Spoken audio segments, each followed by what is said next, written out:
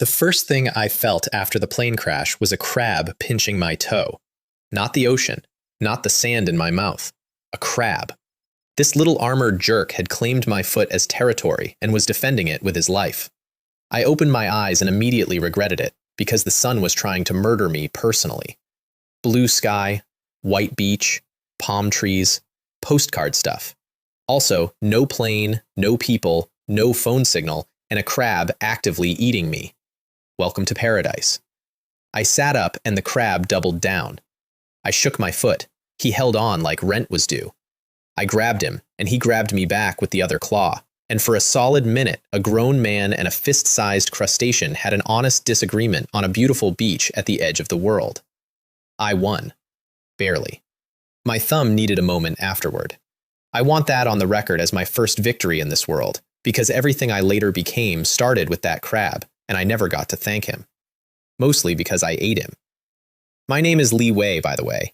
20-something, country boy, grew up climbing trees and catching river fish, decent with my hands, absolutely not qualified for any of what was about to happen.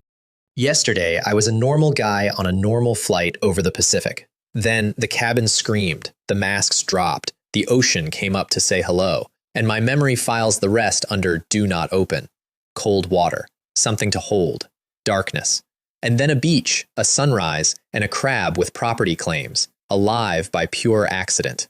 The universe said, "Congratulations on surviving, here's your consolation prize." It pinches.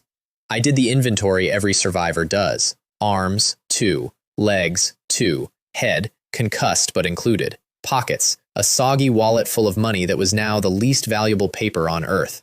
I stood up, drank the view, and felt the size of the silence. No engines, no voices, no wires in the sky, just waves running their eternal errand, and a forest standing behind the beach like a green wall with secrets. Step 1 of survival, according to every documentary I half-watched instead of studying, is assess your surroundings. So I walked the waterline, and that was when I heard it. A scream. High, feminine, absolutely furious, coming from behind the rocks. My brain said danger. My legs said, go look. My legs have never once consulted my brain. Behind the rocks stood a woman waving a stick at a crab like it owed her money. And not just any woman. I knew that face. The whole country knew that face. Mei Lin, the movie star, the one from the airport posters, the one whose smile sold face cream I could never afford, the one my cousin had a picture of in his phone case. The goddess of the silver screen herself, standing barefoot on a desert beach in a torn designer dress worth more than my hometown, dueling a crustacean and losing. I stood there processing this like a computer from the 90s. Loading, loading, error. She saw me and pointed the stick at me instead. Stay back, she said. I know self-defense. I'm warning you. She was holding the stick backwards, blunt end out. I raised both hands and said the smartest thing available to me at the time. Miss, that crab is behind you again. She screamed, spun, and threw the stick at the crab, missing by a distance that insulted physics. The crab strolled off sideways with its whole day intact. So did my dignity in the other direction. We established the basics fast, over a careful distance of 10 paces that she maintained like a restraining order. Plane went down. She'd floated in on a seat cushion. I'd washed up around the point. No other survivors in sight, no wreck in sight, no idea where we were. She kept looking at me the way a queen looks at the last available servant, and finally announced her offer. When rescue comes, she said, I'll tell the media you helped me. You'll be famous. I looked at her. I looked at the empty ocean where rescue wasn't. I looked back at her, this beautiful, spoiled, completely useless woman, and I understood something important about the new economy. On this beach, her millions bought exactly nothing. Her fame fed nobody. My hands, though, my hands had just become the strongest currency on the island. So I made history's first island labor contract. I catch food, I make fire, I handle everything with claws, teeth, or weather. And every time I feed you, you owe me one favor. Nothing improper, I said, before her face finished forming the scandal. Small favors. Wash something. Carry something. Say something nice about my haircut. She gasped like I'd proposed a bank robbery.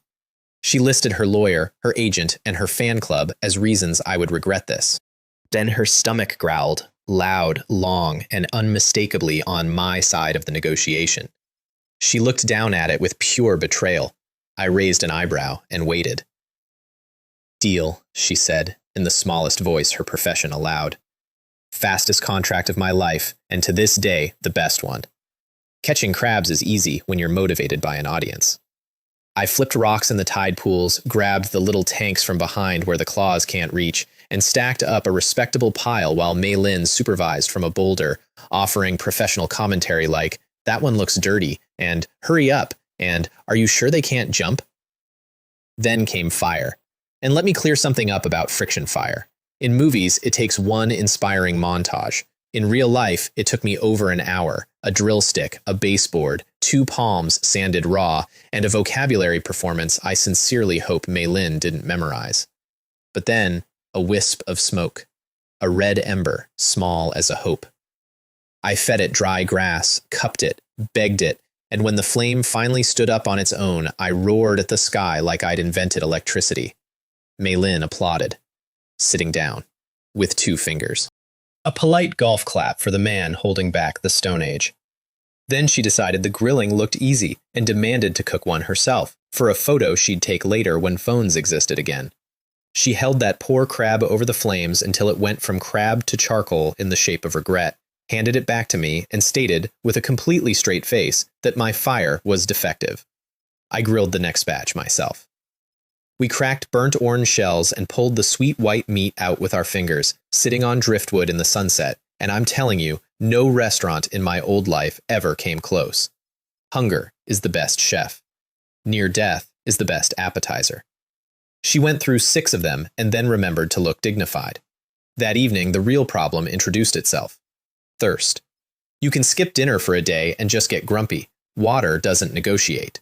My throat felt like a gravel road by dusk, and Mei Lin had gone quiet, which for her was a warning light. We walked the beach both ways looking for a stream mouth and found nothing but salt in every direction. There's a special comedy in Dying of Thirst next to the world's biggest drink. The universe said, "Lol, hydrate on your own time, buddy." We made one last try at dusk, walking the rocks at the far point where the land climbed, hoping height meant springs.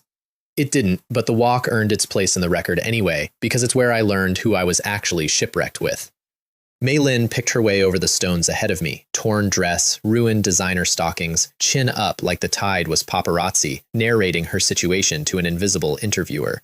And when she slipped and I caught her elbow, she didn't thank me. She informed me that she had allowed the catch. Allowed it. I laughed for the first time since the crash, a real one, from the floor of me, and after a second of wrestling with her own face, she laughed too, and for 1 minute we were just 2 idiots laughing at the edge of the world with nothing to drink. You find out fast out here what people are made of under the packaging. Under hers, it turned out, there was a spine. It just came wrapped in 12 layers of theater. And then the ocean did something strange, the first of many strange kindnesses. A big wave rolled in, dumped its load, and retreated, and on the wet sand sat a can. Milk powder, sealed, dented, label half gone, and beside it, tangled in kelp like a joke, a baby bottle. I stood on a desert beach at sunset holding a baby bottle and decided not to ask the ocean any follow-up questions. Luggage from the plane, probably, some poor family's diaper bag scattered across the sea. I said a quiet thank you to whoever packed it and took both. In a few months, that bottle would be feeding wolf cubs. If I'd told myself that on the beach, I'd have checked myself for heat stroke. That was also when I noticed the eyes. Across the tree line, low to the ground in the last purple light, 2 red points, not moving, not blinking, watching us with the patience of a thing that has never once missed a meal it wanted. Every hair on my body filed a formal complaint. I did not tell Mei Lin. I just said, "We should get back to the fire," in that casual voice you use when you're trying not to sprint, and started walking at a pace no honest man calls walking. She asked why I was speed walking. Then the bushes behind us moved, once, heavy, and the question answered itself. And suddenly, I was carrying a movie star, bridal style, down a dark beach, while she strangled my neck and screamed instructions.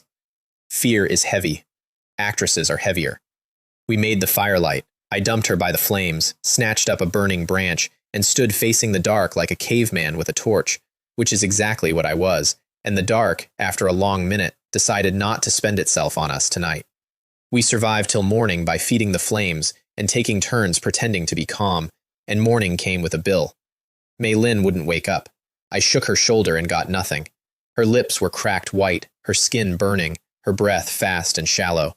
Dehydration, the real kind, the kind that kills pretty people and plain people at exactly the same speed, and it had picked the person with half my body weight and none of my shade discipline. I knelt over an unconscious movie star with a can of milk powder I couldn't mix, a baby bottle I couldn't fill, and an ocean I couldn't drink. And for one cold second, I felt the whole island waiting to see what I'd do. Then my brain, bless it, finally submitted a useful report. You can't drink seawater, but steam doesn't carry salt. Boil the sea, catch the cloud, drink the cloud. I built the fire up, set the milk can in it full of seawater, and tented my cotton shirt above the boil. The shirt drank the steam. I wrung it into the baby bottle. Drops, then a trickle, then the saddest, cleanest, most beautiful half cup of water ever produced by human industry. I lifted Mei Lin's head and fed it to her drop by drop like a baby bird, and her throat moved, and moved again, and I sat there wringing my shirt and boiling ocean for hours, a one-man cloud factory, until her eyes finally opened. She looked up at me, at the shirt, at the bottle, and croaked, "Are you doing laundry?" I have never been so happy to be insulted in my life. By afternoon, she could sit up and drink on her own, and by evening, she was complaining about the taste, which the medical community can confirm is a full recovery. And I made my first executive decision as the island's unelected department of everything.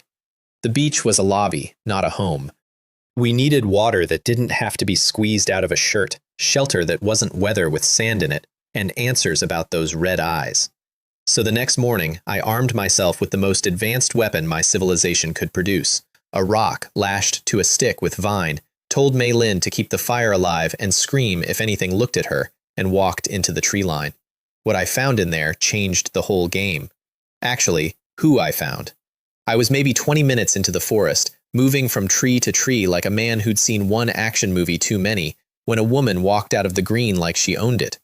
Tall, composed, hair tied back with a strip of cloth, a sharpened branch in one hand held the correct way, which already put her a full technology tier above the beach I'd just left.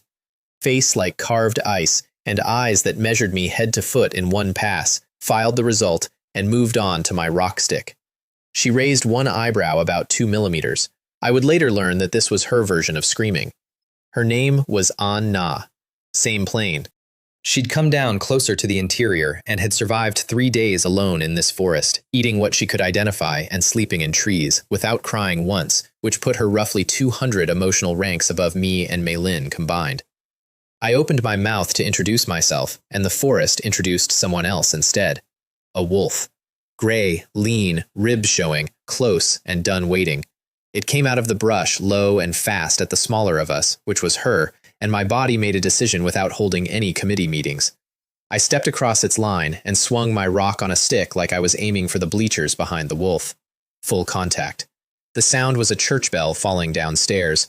The wolf made a noise like a deflating opinion, cartwheeled sideways, found its legs, and left the conversation entirely. I stood there, vibrating, holding my caveman appliance, heart auditioning for a drumline. Anna looked at the departed wolf, looked at me, said, "Good swing." 2 words. From her, that was a wedding toast, and she wasn't just surviving out here, she'd found something. She turned without another word and led me through the trees like a paid guide, and after a while the forest opened onto a shallow lake, and my stomach did a slow, cold roll. There it was, the plane. A big section of it anyway, nose down in the green water like a huge dead bird, windows staring at the sky. Our plane, our seats.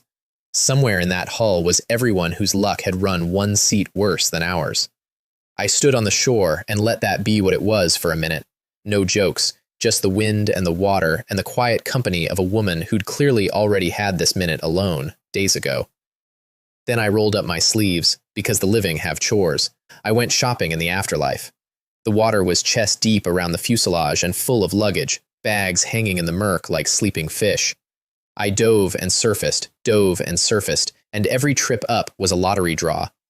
A Swiss Army knife, which on a desert island is a legendary drop, I actually shouted when I saw the little cross on the handle.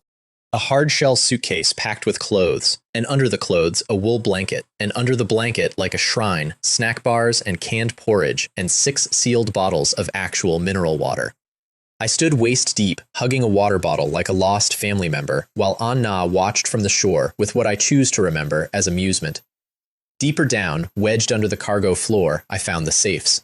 Airline strongboxes, 2 of them, heavy as gilt and locked tighter than my future. I heaved at them till my ears rang, marked their spot in my head, and let them keep their secrets for now. A man needs long-term goals. Walking back to the beach with a suitcase on my shoulder and Anna beside me, I felt like a returning general. This feeling lasted 90 seconds, which is the time it took for Mei Lin to see the snack bars, for Anna to reach for one, and for the first war of the island era to break out. 2 grown women, 1 bag of processed food. I have seen mature documentaries with less snarling. Mei Lin claimed everything by right of seniority. She'd been shipwrecked with me longer. Anna observed that finders keep things, and technically she had found me. They both turned to me to rule on it, 4 eyes like drawn bows, and I understood I'd just been promoted to the most dangerous job on the island: referee. I divided everything into 3 exact piles with the solemnity of a UN summit, kept the knife as a management fee, and slept that night between them at the fire like a demilitarized zone. Face up, arms crossed, ready for peace to fail. In the morning, both of them were glaring at me, not at each other, at me. I still don't fully understand the mechanism by which their fight became my fault, but I've since learned it's one of the fundamental forces, like gravity. Mei Lin then announced she was joining the day's water expedition because she didn't trust the 2 of us alone in a forest. Wonderful. Nothing improves a dangerous wilderness operation like adding a member whose survival skills are screaming and pointing. The expedition started fine. I'd noticed the big waxy leaves inland held morning dew, so we went from plant to plant, tipping them into a bottle, which sounds romantic and is actually just robbing plants at dawn. Mei Lin complained about her shoes, the humidity, the birds being too loud, and then she stopped complaining mid-sentence because she'd stepped over a branch and the branch had moved. Not a branch. A snake. Thick as my wrist, mud brown, coiled up under her lifted foot with its head rising, and everything after that happened in the bad slow motion your brain saves for emergencies. It struck. She lurched back. I got there half a heartbeat late and did the single stupidest brave thing of my life to that point. I grabbed it. By the tail. Barehanded. Do not ever do this, I say, having done it. I cracked the thing like a whip, which stuns them, pinned the head to the dirt with a forked stick, and put the Swiss knife through it. Then I turned around, and Mei Lin was sitting in the leaves with both hands around her thigh and a thin red line under her fingers, and her face was the wrong color, and the morning went very sharp and very simple. I told her, this is going to be extremely unprofessional. Then I put my mouth on a movie star's thigh and pulled the venom out the old way, spitting between rounds like the world's worst wine critic, tied a vine above the graze, hoisted her on my back, and ran. And while I ran, my eyes did the thing my sworn brother had drilled into them years ago. Scan the shade. 7 leaves in a ring, 1 flower in the middle. Find Grandpa's snake herb. Here's the story under that story, because you should have it. When I was 10, a river snake got me in the ankle. What I remember is my legs going cold and my sworn brother, the neighbor kid built like a door even then, carrying me 2 miles on his back to the village herbalist, howling the whole way that if I died, he would fight the snake's entire family tree. The old man packed my ankle with a chewed paste of a plant with 7 leaves and 1 flower, and I lived. Afterward, my brother marched me up and down the riverbank, making me point that plant out until I could spot it at a dead run, because, he said, next time you save me. There was no next time. He grew up, got engaged, and died in a car crash on the way to pick up his bride, and the family sent me on a trip to take his widow's mind off the grief. That was the trip. That was the plane. She never made it to the beach, and I've made my peace with what that means. So when I saw those 7 leaves shining in the ferns like a small green miracle, I didn't thank the sky. I thanked him, still carrying me, all these years later. I face-planted once at full speed, twisting so Mei Lin landed on top of me instead of on rock, took the impact on parts of me I'd been using, and got up before she finished gasping. I chewed the herb to paste, packed the graze, tied it with a strip of my shirt, and then there was nothing to do but sit in the ferns with her head on my arm and watch her face like a fisherman watches a float. An hour in, the color came back. 2 hours in, she was complaining that the paste was cold, and I laughed so hard with relief that I scared the birds. That night, I sat up beside her anyway, feeding the fire and changing the poultice by touch, because venom is a liar, and I don't trust liars twice. And somewhere in the small hours, she woke and watched me work for a while and asked, in a voice with no performance left in it at all, why I was doing all this. Nobody had ever done all this. And I told her the plain truth, that where I grew up, this is just what you do when someone in your house gets snake bitten, and she was in my house now, and she should go back to sleep. She was quiet so long, I thought she had. Then she said, to the fire, not to me, that it was a strange house, and she was keeping it, and went to sleep mid-sentence, and I sat there, grinning at a burning log like an idiot until dawn. She looked at me differently after that day, less like staff, more like a person, possibly even a load-bearing one. The sky, having watched me win one, immediately raised the stakes. Thunder rolled in from the sea like a landlord with a grievance. The light went green-gray, and the first drops came down fat as grapes. We were miles from the beach with a recovering patient, no roof in the world, and a forest that had just demonstrated its snake inventory. I put Mei Lin on my back and jogged, Na scouting ahead, rain building from rehearsal to performance, and that was when the forest parted, and I saw the tree. Not a tree, the tree. A monster, 6 or 7 stories of it, with a trunk so wide 5 or 6 people holding hands couldn't have hugged it, roots like walls, a crown that held its own weather, and at its base, half hidden by brush, a dark opening taller than me. A hollow. A room grown by nature, one door, no landlord. Rule 1 of caves and hollows, something already lives there, and whatever it is, it was home before you. I parked Mei Lin with Na, took the knife and a torch of burning deadwood, and went in first, heart drumming on my ribs, fully expecting bears, wolves, or a raccoon with strong opinions. The torch showed me a dry dirt floor, walls of living wood curving up into the dark, room for 5 people to sleep with space left over, and, hanging from a snag, one ancient, flattened beehive, long abandoned. Empty, dry, huge. Outside, the storm arrived in full, water coming down like the sky had sold everything, and I stood in the middle of that warm wooden hall and laughed out loud at nothing, at everything. Home. This was home. Mei Lin limped in, dripping, looked around once, and hugged me with no warning at all, face in my chest, shaking a little, and I stood there getting rained on secondhand and let her, because honestly, I was one deep breath from joining in.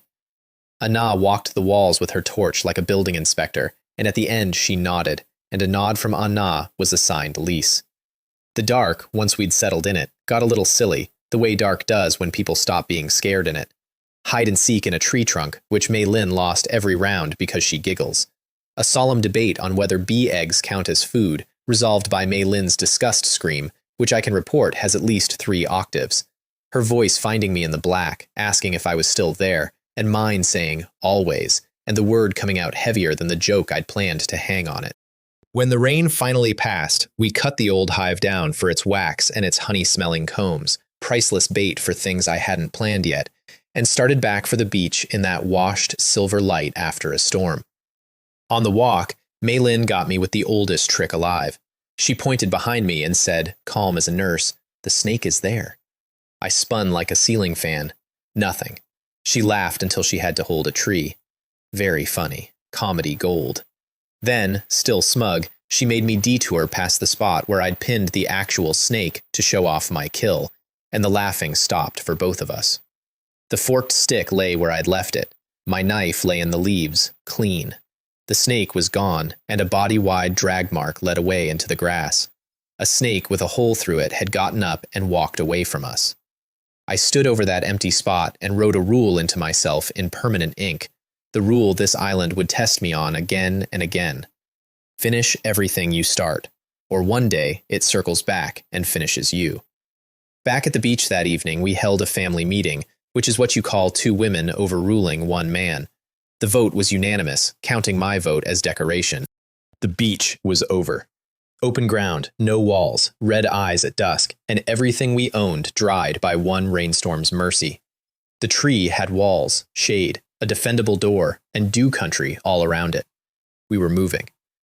I spent the next day on armament and provisioning, which meant lashing the Swiss knife to a straight hardwood shaft, spear number 1 of my new arms industry, and catching a send-off dinner in the shallows, which is where I committed the sea sneak incident that certain household members still bring up at festivals.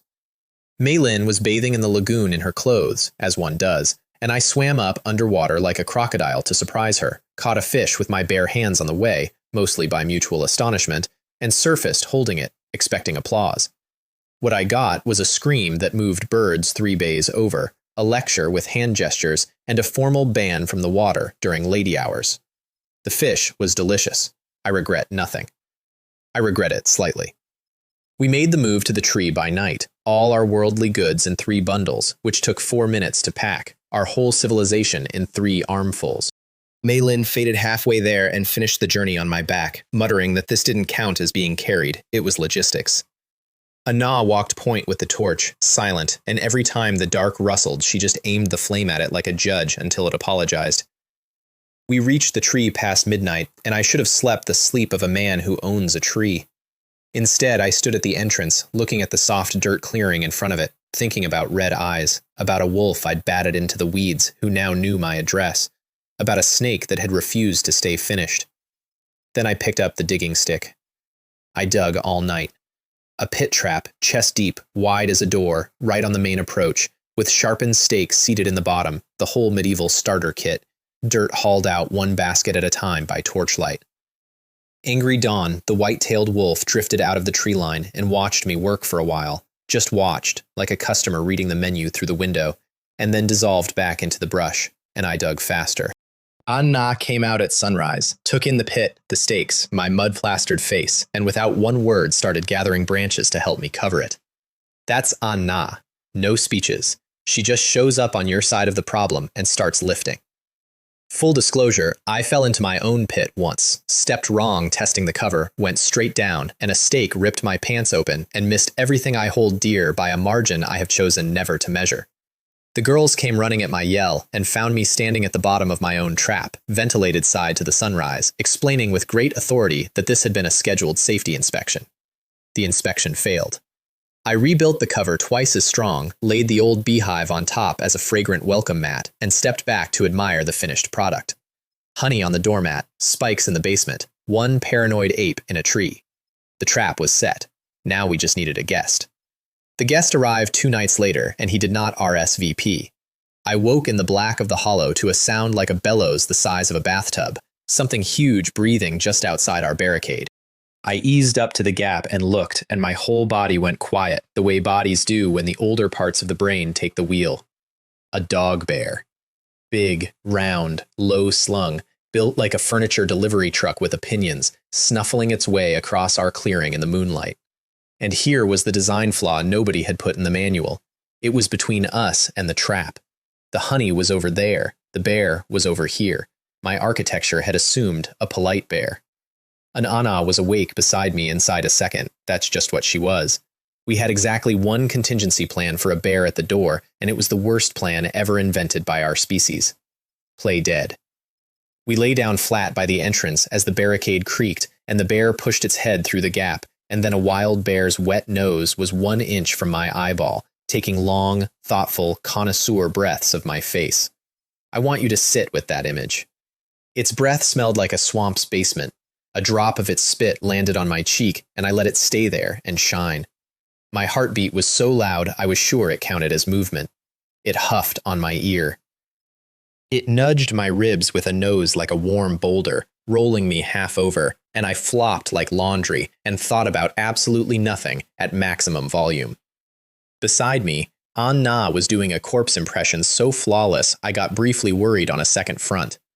Then the wind shifted, and the honey called, and the bear's priorities updated. It pulled its head out of our door, followed its nose across the clearing in that rolling, unhurried, king-of-everything walk, stepped square onto my beautiful branch cover, and the ground opened and took it. The crash was music. The roar that came up out of the earth after it was considerably less music. I grabbed my spear and ran out, and there it was in the pit, 1 stake in its belly, absolutely furious and very much not dying on schedule because the schedule had been written by an optimist. It swatted the pit walls and dirt flew like shrapnel. It reared and raked and the whole trap shook. I jabbed down at it, putting my weight in, and it caught the shaft in both paws like an annoyed uncle taking a toy and snapped my spear like a breadstick. My legendary weapon. My knife, my one blade, still lashed to the flying half. Gone into the pit with the bear in 1 second of bear. So I did what any calm, rational survivor would do. I ran and found the biggest rock I could lift without dying, staggered back to the pit rim hugging it like a stolen television, and waited. The bear had gone still down there, slumped against the pit wall, eyes half shut, playing possum. The oldest trick in the Predator book, the same trick the snake had taught me for free. Finish everything you start. I stood over that pit, raised the rock to the stars, and finished it.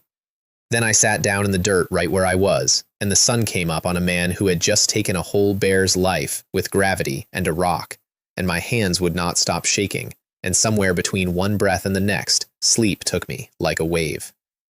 The girls found me at noon, asleep in the open beside a bear-filled pit like the world's most confusing crime scene. Then came the least glamorous royalty imaginable, butchering, which took the whole day and taught everyone things about anatomy they hadn't requested. Bear fur, scraped and stretched, our first real blanket. Bear fat, rendered, fuel, and cooking gold. Bear meat in dark red slabs, smoked in strips over a rack we built on the spot. A meat harvest so big it changed our whole standing with the future. I worked through it all in my ripped pants, and Mei Lin kept pointing at the rip until I informed her, with dignity, that it was a deliberate cooling system, and she said it was certainly cooling something. That night we ate grilled bear by the fire, and the day's leftover courage was still in my blood, and I looked across the flames at An Na and just said it, plain, no runway. I like you. Mei Lin froze mid-bite like a paused video. The fire popped twice. An Na looked at me for a long moment with that carved ice face, and then the ice did a thing I'd never seen it do. It warmed, about 1 degree, right at the eyes. I know, she said. That was all. 2 words, her favorite ration. But when I sat down next to her, she didn't move away. And on this island, distance was the entire language, and I'd just been granted a visa. Mei Lin responded to this development by discovering a sudden aggressive interest in throwing small burning sticks in my direction. Purely accidental, she said. 4 separate times. The last one she wound up for. The wolf came back, of course. The white-tailed one. My very first home run. The one that knew our address. Except now it had brought a friend, and the 2 of them took up residence at our tree line like a couple deciding on a restaurant. Patient, professional, taking shifts. When they finally made their move, it was coordinated, one drawing my eye at the front while the other came around the flank, genuinely smart, and it still went wrong for them. Because the flanker committed to a full charge just as I turned with the new spear set, and it ran itself clean onto the point with all its own momentum. One wolf again. Whitetail looked at its friend, looked at me, and melted backward into the trees with its eyes staying on mine the whole way, and I felt the cold spot spreading in my chest before my brain caught up to explain it. The wolves had been splitting us on purpose. It was a rehearsal, and An Na had gone to the wreckage lake that morning, alone. I have never run like that before or since. Branches took their tacks off my arms and face, and I paid without slowing. I broke out onto the lakeshore to find the water churned white around the fuselage, and An Na up on the wreck's spine with a sharpened pole in both hands, one sleeve dark, one leg striped red, holding off a swimming wolf like a war goddess in ruined office wear. She'd been ambushed on the shore, fought her way up the metal, and had been keeping its teeth off her for however long it took me to die inside and get there. We finished it together, her striking down from the spine, me coming up through the shallows from behind, and when it was over and the water went flat, she slid down the metal into my arms and permitted herself exactly 10 seconds of shaking. I counted them. 10. Then she straightened, said we should take the pelt before it waterlogs, and waded ashore to start. I married her in my head on that shoreline. The paperwork came much later. Her cuts healed clean, but she worried at the scars with her fingertips when she thought nobody saw, and I made the strategic error of mentioning that I knew a cliff herb that faded scars. In the eyes of all present, this instantly became a solemn blood oath, sworn and notarized. So up I went to the cliffs, alone, because it was a one-man ledge. And I found it, the little fleshy leaves in the crack of the rock, exactly where the old knowledge said they'd be, a whole colony of them. I picked a bagful, stood up on the ledge, and celebrated with both arms raised like an idiot at a concert. Do not ever celebrate on cliffs. The edge I stood on had been waiting all century for a fool with his arms up. It let go. The world spun once, showed me sky, sea, rock, sky again, hit me everywhere at once, and turned itself off like a light. I woke at the bottom 2 hours later by the sun, with a bag of scar herb still gripped in one fist and my left knee pointing a direction knees don't point. Dislocated. Cliff base, dusk coming, on an island where dusk had a staff of employees with teeth. I bit down and tried to reset it myself and nearly fainted into the rocks, so I did the other thing, dragged myself along the cliff base on 3 limbs like a crab with a mortgage, 1 meter at a time, watching the light die. What found me first, thank every god on duty, was torchlight. 2 points of it bobbing through the dark, and 2 voices shouting my name in 2 completely different styles. Mei Lin's like a fire alarm, An Na's like a roll call. They splinted the leg between them with the spear shaft and half a shirt, hauled me home with my arms over their shoulders. Then came the part I'd like stricken from history, where An Na took my heel and my knee in her 2 capable hands, said, "Breathe in," and reset the joint on the exhale, while I bit a stick in half and produced sounds that probably rearranged wildlife for miles. Mei Lin fainted. She denies it. She fainted. 4 days of bed rest followed, and I learned that being nursed by 3 women sounds like a paradise and operates like a hostage situation. Broth arrived on a schedule I never agreed to. My bandages were inspected at dawn like a border crossing. Mei Lin read me motivational speeches she remembered from award ceremonies, doing the voices. By day 3, I was fully healed out of spite.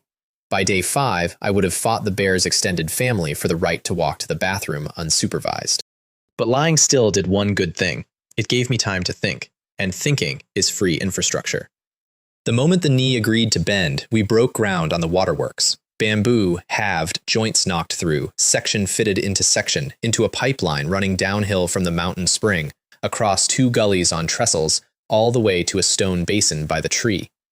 Running water, on tap, cold and sweet and endless. We built a bathing screen, a real latrine, down slope, shelves inside the hollow, hooks, a woodpile with a roof. Civilization crept back 1 bamboo joint at a time, and every evening we drank cold spring water like it was wine and toasted the engineer, which was me, in case that detail got lost in all the modesty. The pipeline's grand opening deserves its own line in the chronicle. I'd kept the final junction secret, and at the ceremony, meaning dinner, I pulled the plug peg with a flourish, and clean mountain water arced into the stone basin, and Mei Lin, national award winner, veteran of premieres on 3 continents, screamed and applauded a length of split bamboo like it had won the war. Then she stood under the flow, with all her clothes on, arms out, face up, laughing, and the other 2 looked at each other for exactly 1 second and joined her. And I sat by my fire, watching 3 drenched, delighted women celebrate running water like the miracle it absolutely is. And I thought, remember this one. I've kept that instruction. I'm keeping it now, by handing it to you. The bed situation, meanwhile, collapsed into open constitutional crisis. There was 1 wide sleeping platform, and Mei Lin, drafting law from atop it, announced a new order of society in which men slept by the door. For security, she said. Whose security? Against what? In which direction? Was never specified. I spent 1 night as border infrastructure, developing a draft and a grievance, and by morning I had engineered my countermove, a work of pure genius I'm still proud of. I stepped outside into the dark, cupped my hands, and howled. A wolf howl, my own composition, performed with feeling into the night. Then I walked back in, rubbing my arms, and mentioned that the wolves sounded awfully close tonight. 2 blankets lifted at once, like drawbridges. I was recalled from the frontier and installed in the middle of the bed as critical defense infrastructure, and I slept the sleep of the righteous and the fraudulent. An Na figured it out, obviously. She always figured everything out. She waited until the others were breathing slow, leaned half an inch toward my ear, and whispered that my howl had been flat, and that real wolves start lower. And while my ears were still on fire, the night outside answered her. A howl.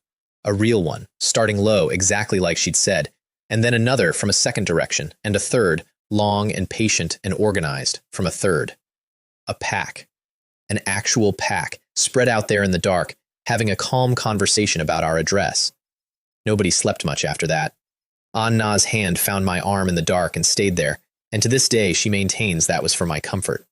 By sunrise, I was out in the clearing with a stick, drawing lines in the dirt around our whole world. A wall. We were building a wall. Half a month of brutal, glorious work later, our tree stood inside a fortress.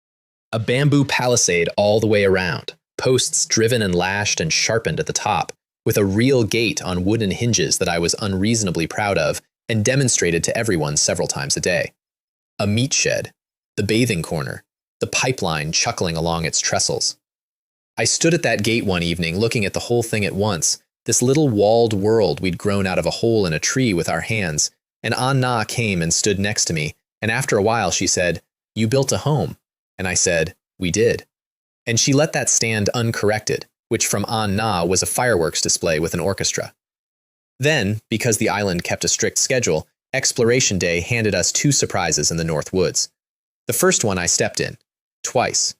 Human waste, in the leaves, off the game trails, fresh enough to matter, and my skin went cold in the warm morning, and not because of my shoe. Not animal. Human. We were not alone on this island, and whoever else was here had never once come to say hello, and in my experience, the ones who don't say hello are the chapter you don't want. The second surprise fell out of a tree directly in front of me, a gray, furious ball of fluff that I caught out of the air on pure reflex, a parrot chick, outraged at gravity and everything else. I carried it home in my shirt to Anna, and the ice queen of the island took one look at that angry gray puffball and melted clean through the floor. Gone, no survivors. So now we had a wall, running water, a baby parrot in a woven basket, and confirmation that somewhere in the trees other humans were walking around with their own plans. I really hoped they were friendly. Narrator voice. They were not. Let me give you a taste of ordinary life in that era, because between the monsters, we were quietly inventing a household, and some of those small days outshine the battles in my memory. Mornings started as a 3-body problem. 1 wide bed platform, 1 bearskin blanket, 3 sleepers, and physics. I'd wake at dawn to find the blanket had migrated entirely to Mei Lin, who slept like a queen lying in state, while Anna had constructed a precise personal territory with a rolled hide as a border wall, and I occupied whatever demilitarized strip remained. One morning, I woke first, and caught myself just looking at Anna's sleeping face in the gray light, the ice all melted out of it, and I leaned over and kissed her forehead, and a voice from the far side of the bed said, "I saw that." Mei Lin, eyes still closed. She then spent breakfast pinching my arm at irregular intervals as a tax on romance conducted before business hours. Water was our next civilization project. Hauling it from the spring in bamboo tubes was a daily grind, so we invented containers, and by we, I mean the girls harvested the huge, waxy lily leaves from the pond and discovered you could fold and pin them into water bags that held a day's supply. Ugly, brilliant, disposable. Then came salt, my personal triumph. I'd been boiling seawater down on flat stones during beach trips, scraping the white crust like treasure, and the first evening we ate fish grilled with actual salt, the table went silent in a way that food hadn't achieved since the first crab. Mei Lin held the first pinch on her tongue with her eyes shut like a wine judge. Salt.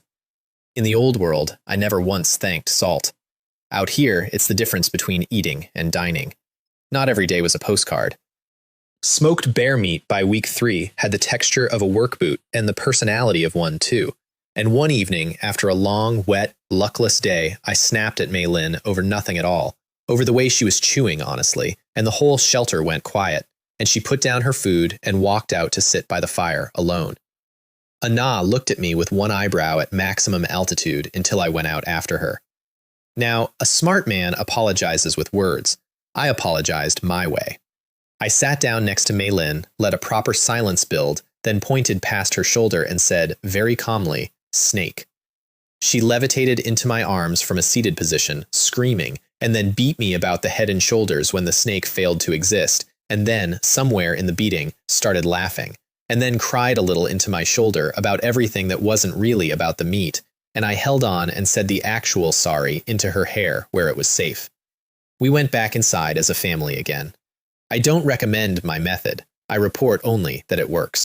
The parrot got named Dudu after my family name, a choice Anna made with a completely straight face while I stood there pretending my chest hadn't done anything about it. Dudu lived in a woven basket by the fire, screamed for food like a tiny feathered dinosaur, and within weeks was waddling the compound like a landlord doing inspections. Mealtimes became four-way negotiations between me, two women, and a bird with the entitlement of a retired emperor. He learned to say Jingyi's name before he learned mine. Keep that bird in mind. He had range. Somewhere in there, between fish dinners and wall repairs, Anna and I stopped pretending. It happened the way real things happen, without drama. A walk to the spring at dusk, a quiet conversation about what we'd do if rescue never came, the first time either of us had said the words out loud. And on the way back, her hand finding mine in the dark and staying. Then she laid out terms, like the businesswoman she must have been in her old life. We take it slow, nothing improper, and Mei Lin doesn't find out yet, because Mei Lin plus jealousy equals property damage, her words, and she wasn't wrong. I agreed to all clauses without reading them.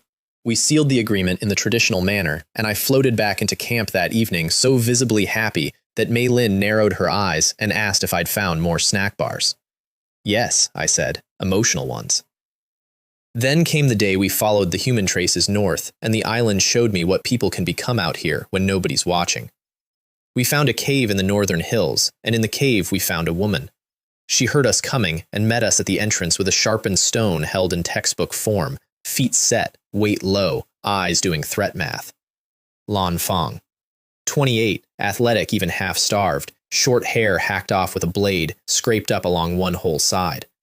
In her old life, she'd been a fitness instructor, marathons and yoga, and a gym of her own. In this one, she was down to a rock and a grudge, and it took an hour, half our food, and Anna's level voice to get the stone lowered and the story out. And the story was ugly. 4 of them had come ashore on the north coast. Lan Fang, her young friend Jing Yi, a girl of 18 she'd met on the plane and adopted mid-disaster. A quiet office worker who drowned in the first week testing a raft. And a man named Chen Hao. And Chen Hao, somewhere in those first hungry weeks, had discovered the oldest poison in the world. No rules, no police, no consequences.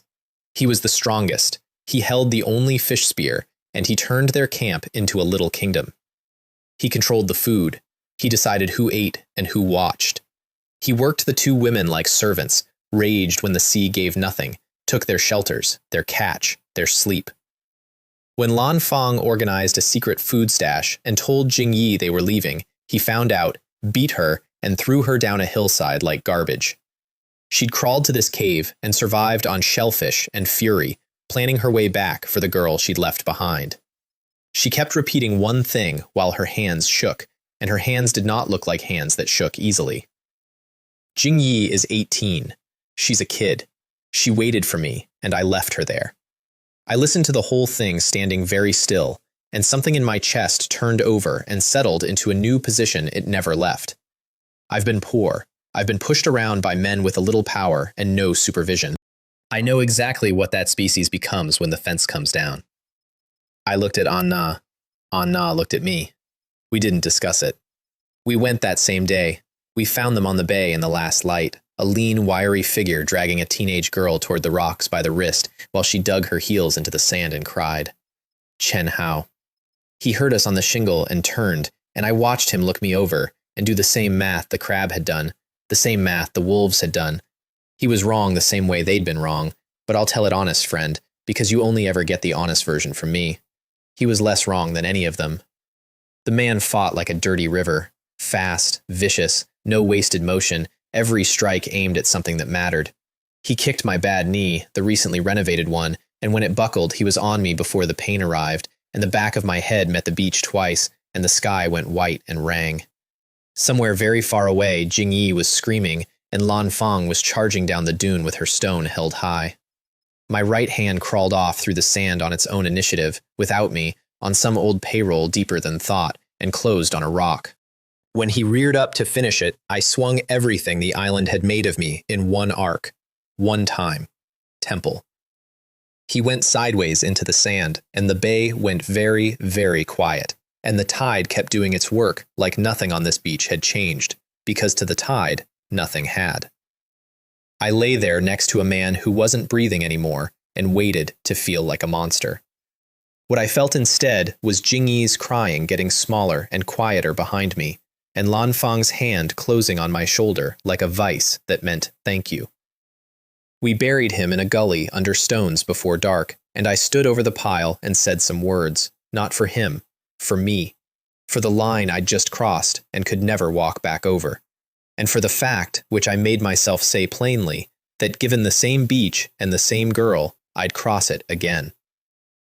The girls were scared of me for about 2 days after. I'd catch them watching me sideways, recalibrating what I was, and I let them because it was fair. Then, Mei Lin, of all people, held court at the fire one night. She stood, cleared her throat like an opening credit, and delivered an actual, structured legal defense, citing self-defense, defense of others, and a body of law she called island law, sources unavailable, and ruled me innocent on all counts, gavel included, the gavel being a soup ladle. Everyone laughed and pretended it was only a joke. Everyone slept better after it. That's what the joke was for. She knew exactly what she was doing, that woman. It's why she was a star. And just like that, we were 5.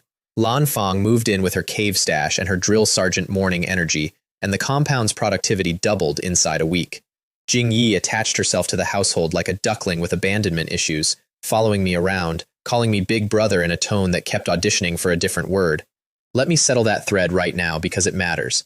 She was a kid to me. A loud, warm, brave kid coming off the worst months of her life, and what she needed was exactly what she got. A family, 3 older sisters, food she didn't have to earn, and a big brother whose only designs on her were teaching her to swim properly and making her do her stretches. Anytime the crush poked its head up, I patted it flat and handed her a chore. Some doors you just don't stand near, and a healing heart is first on the list. Jingyi's first weeks in the family were their own quiet project, and everyone worked it without ever calling it one.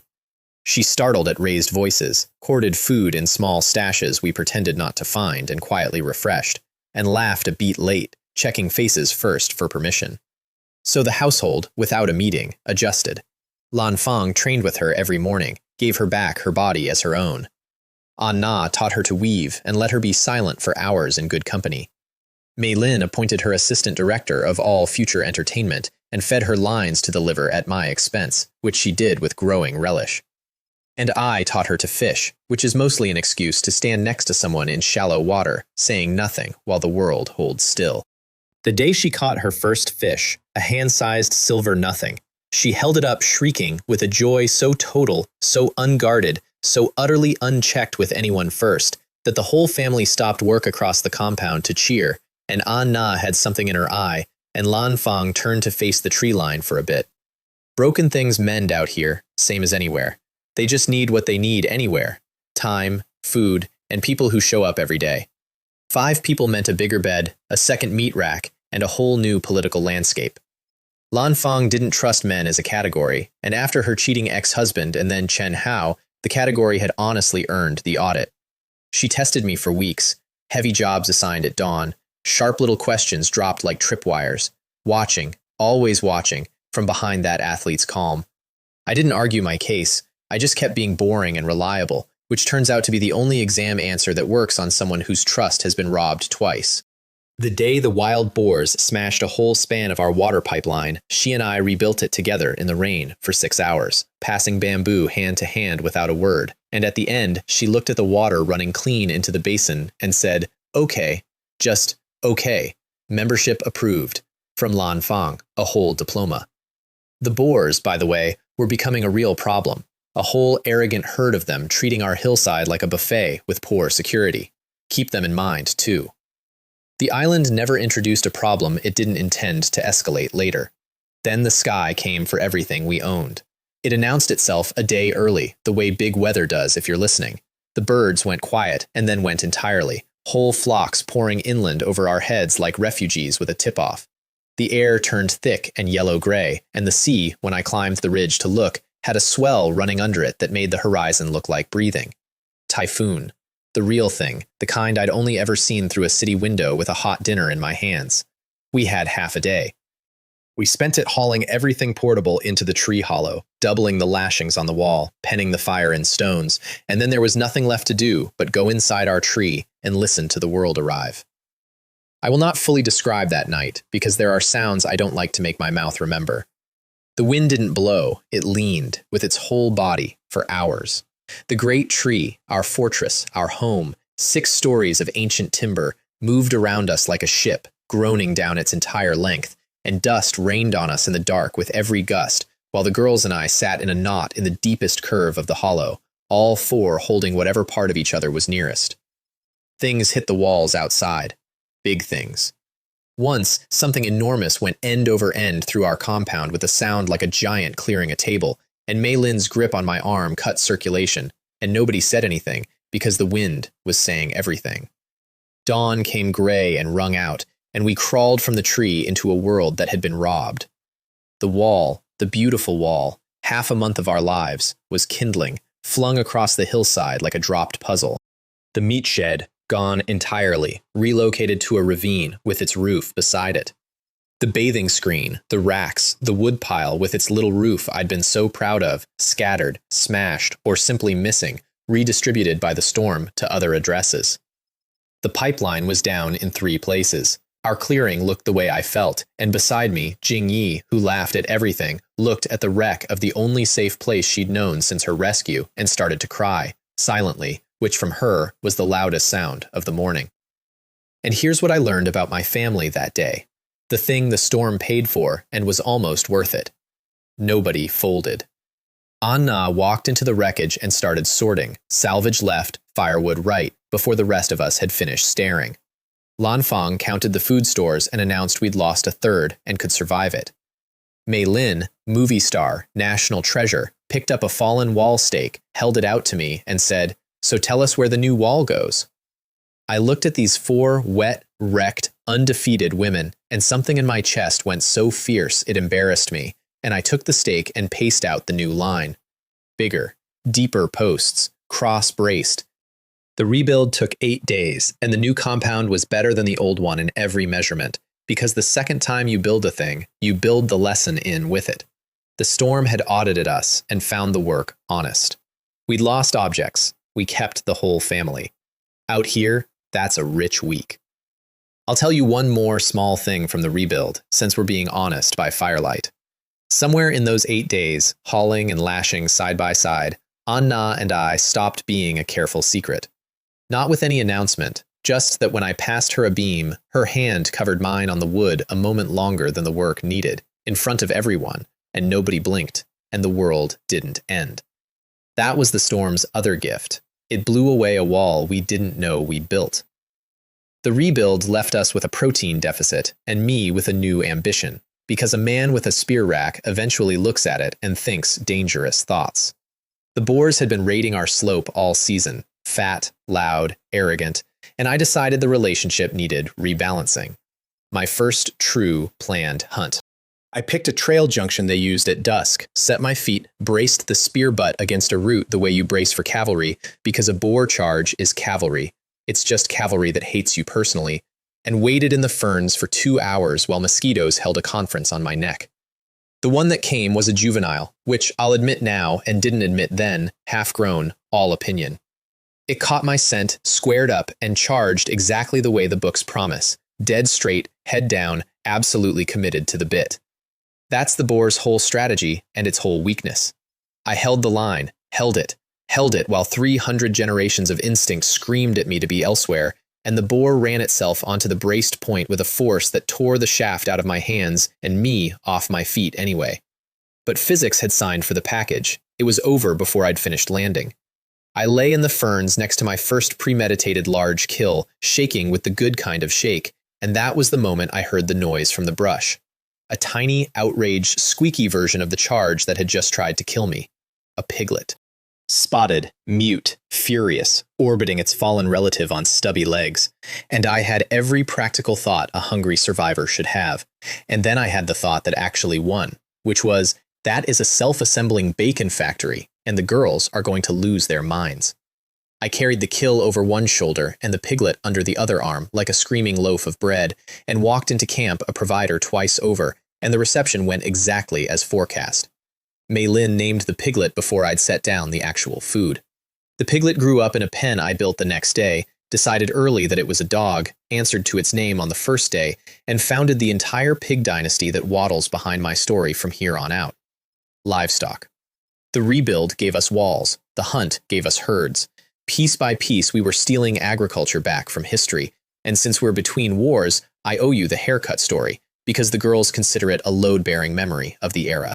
Months of island life had turned my hair into something with its own weather system, and one evening the girls staged an intervention, sat me on a stump, and went at me with the Swiss knife's scissors, all four at once, from every direction, with four incompatible artistic visions. Mei Lin wanted me leading man, An Na wanted me practical, Lan Fang wanted it out of my eyes for safety reasons. Jing Yi, and I quote, wanted to see what would happen. What happened is best described as topography. When they finally handed me the still water of the rain basin as a mirror, I looked at the result from several angles and told them, with dignity, that in some cultures this haircut would make me a chief. Mei Lin said that in some cultures it would make me an omen. I wore that haircut for 2 months. I have no closing joke for this story. The haircut was the joke, and I was under it. And then there was the night of the mushrooms, which the 5 of us formally agreed never to speak of, so naturally, here's everything. Jingyi and Mei Lin came back from foraging, glowing with pride over a basket of beautiful golden mushrooms, and nobody checked them against anything, because pride is a seasoning, and we cooked them into the evening stew, and the stew cooked us. Whatever lived in those golden caps hit like a fever dream with the safety filed off. The world went syrup. The fire got hilarious. Faces went soft and strange and dear. I remember laughing at the flames like they were doing a routine, and I remember the talk starting, everyone at once, saying the things sober people keep in the basement with the light off. Mei Lin cried about how lonely Famous is, how everyone she'd ever known wanted a piece of the poster, and how this island, this terrible island, was the first place anyone had liked her for free. Lan Fang conducted a long, dignified, one-sided settlement negotiation with her ex-husband, who was not present. An Na took my hand in front of everyone and declined to let go for the rest of the night, and nobody even pretended to be surprised anymore. And I, reportedly, stood on a log and delivered a formal address on the subject of protecting every single person at this fire for the rest of my life, with gestures, right up until the log and I concluded the speech together, horizontally. The morning after was a crime scene of dignity. Headaches, hoarse voices, 5 people rehydrating in a row like hungover sparrows, each privately reviewing the night's confessions and finding themselves fully exposed. Mei Lin wouldn't meet my eyes, then wouldn't stop meeting them. Something had shifted in the house, quiet and permanent, like furniture moved in the night, and here's the part that mattered.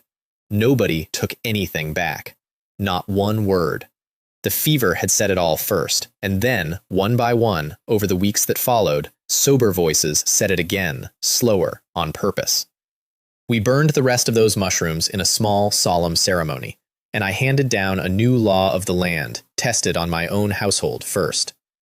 Nothing goes in the pot that I can't name 3 facts about. Everyone swore. Even Dudu bobbed his head, though he'd have sworn to anything for a seed. The island's response to my new food safety administration was immediate and personal. Within the week, it dropped 2 of my women into a hole in the ground. Mei Lin and Lan Fang had gone up for spring water and found a sinkhole the hard way, a hidden pit cave under a crust of roots and soil that swallowed them both mid-conversation to the sound of 2 very different screams, one operatic, one tactical.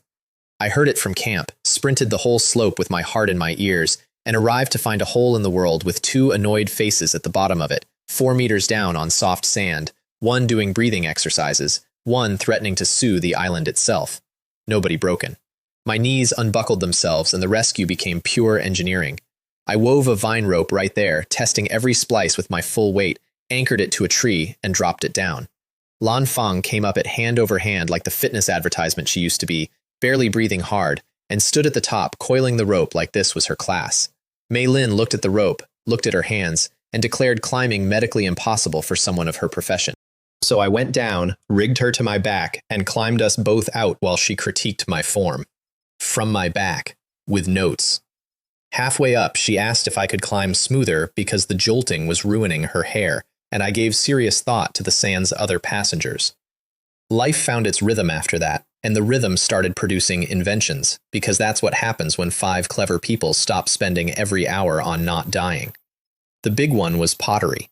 I'd been eyeing the yellow clay bank by the stream for weeks the way other men eye sports cars, and one afternoon I finally dug in, held up a fistful, and told Jing Yi we'd struck treasure. Technically not a lie. To a man drinking out of bamboo tubes, a bowl is treasure.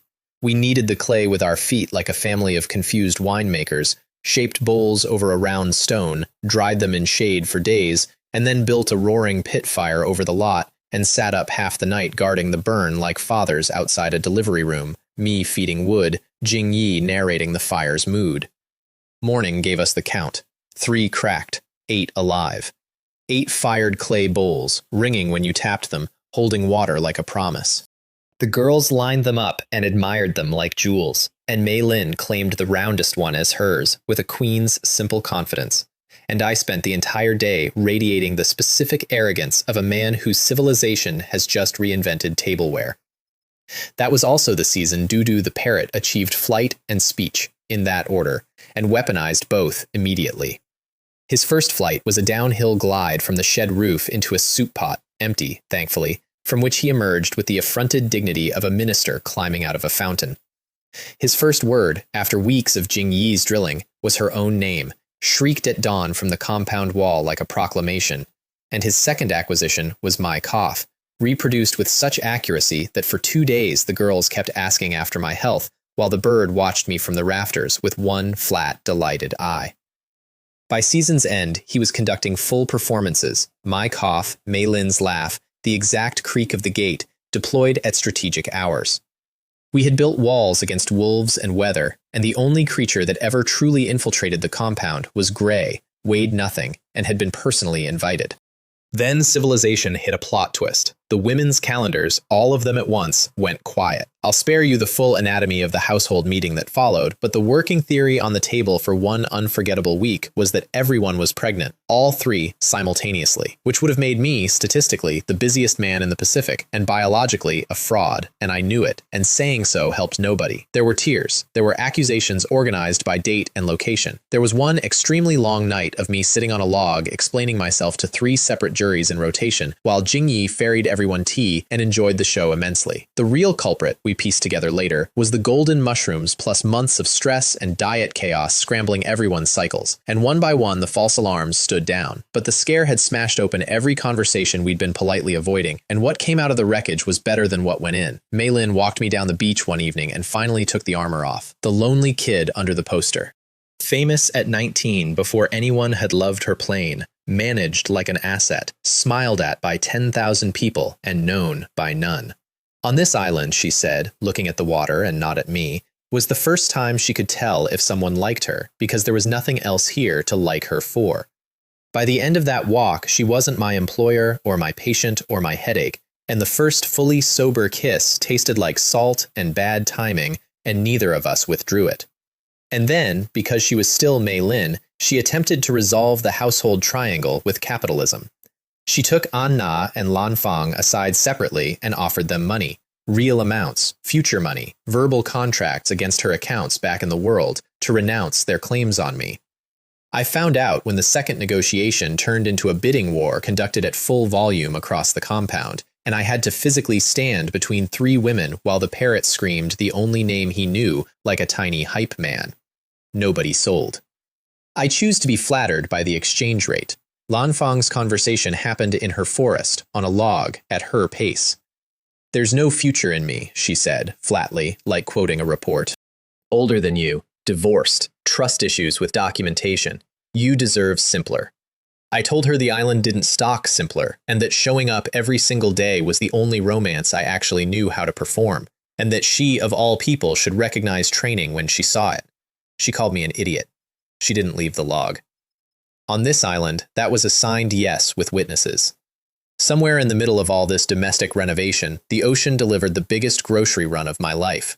An orca, a whole orca, stranded on our old beach at dawn, alive, enormous, slapping the wet sand like a building having a tantrum.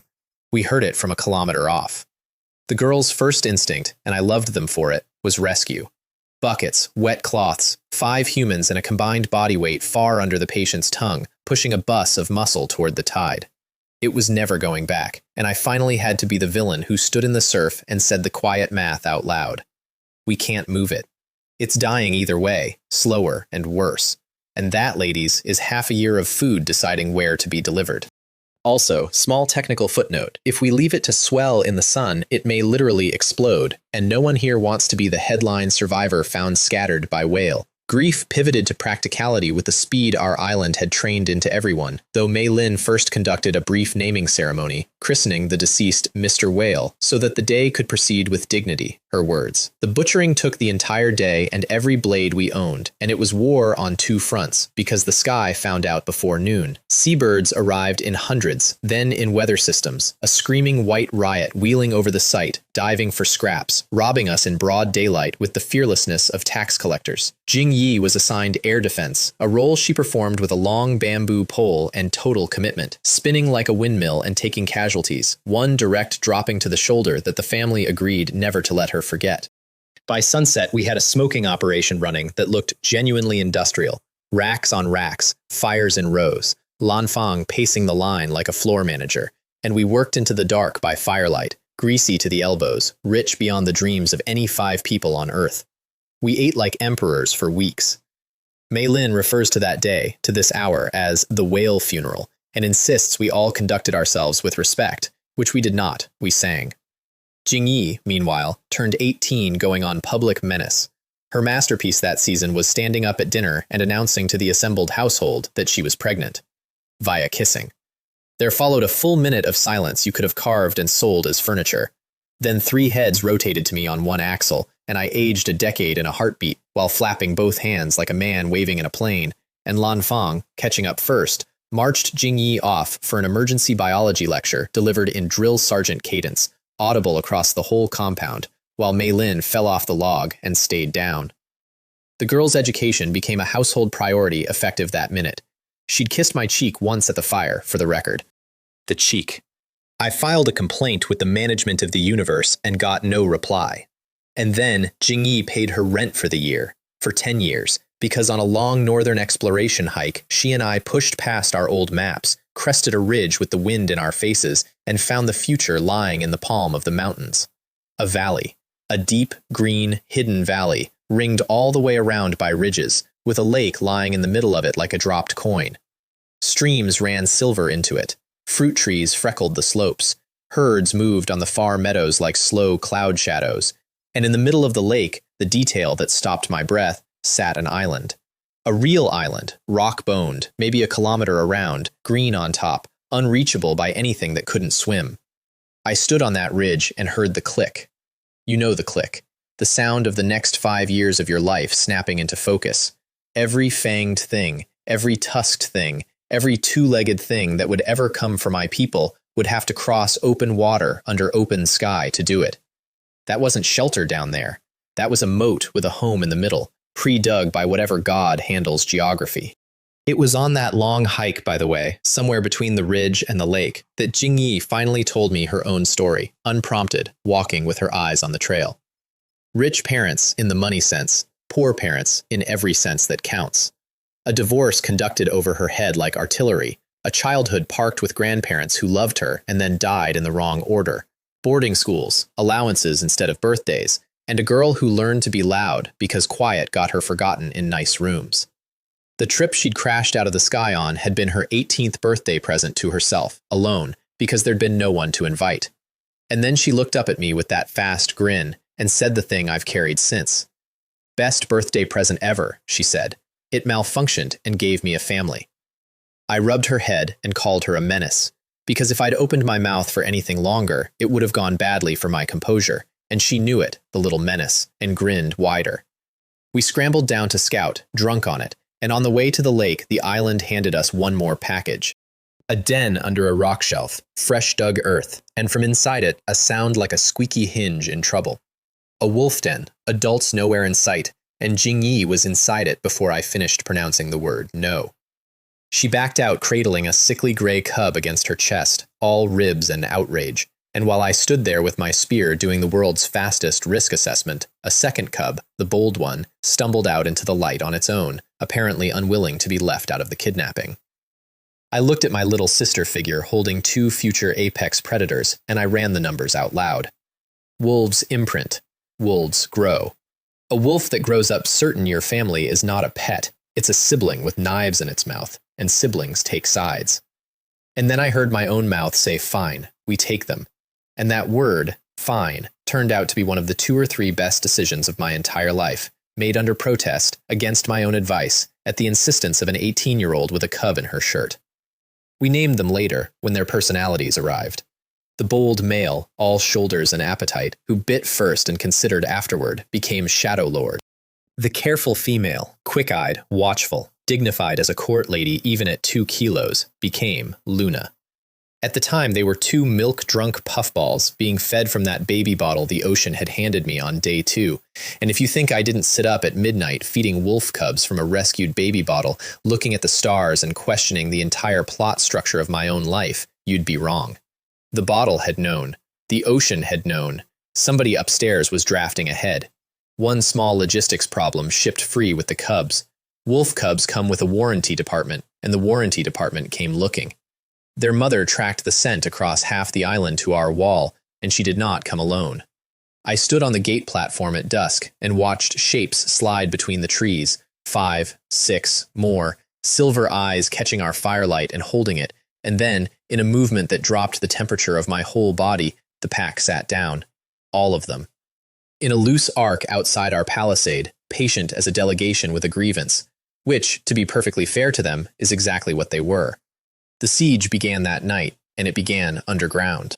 I woke to Luna the cub squeaking at the wall and found a wolf head deep in a tunnel under our palisade, digging with the focus of a machine on a deadline. I waited at the inside of the gap with my spear set and my heart in my throat, and when the head came through the earth, the wolf's application to enter our compound was reviewed and denied permanently. The pack pulled back into the trees and changed doctrine on the spot. Psychological operations. They howled in shifts, all night, from rotating positions, close, far, close again. They circled at the edge of firelight where we could see just enough. They tested every panel of the wall with their noses and left. Sleep became a rumor. We lay in a pile in the hollow, clutching spears, and even Doo-Doo the parrot stopped talking, which is how you knew the situation was serious. That bird had never once respected a silence in his life. Morning brought the direct assault, a coordinated rush at our weakest corner, 3 bodies hitting the bamboo at once, while 2 more fainted at the gate. Real tactics, honestly better tactics than most human enemies would show me later. We met it with the caveman Air Force. Torches.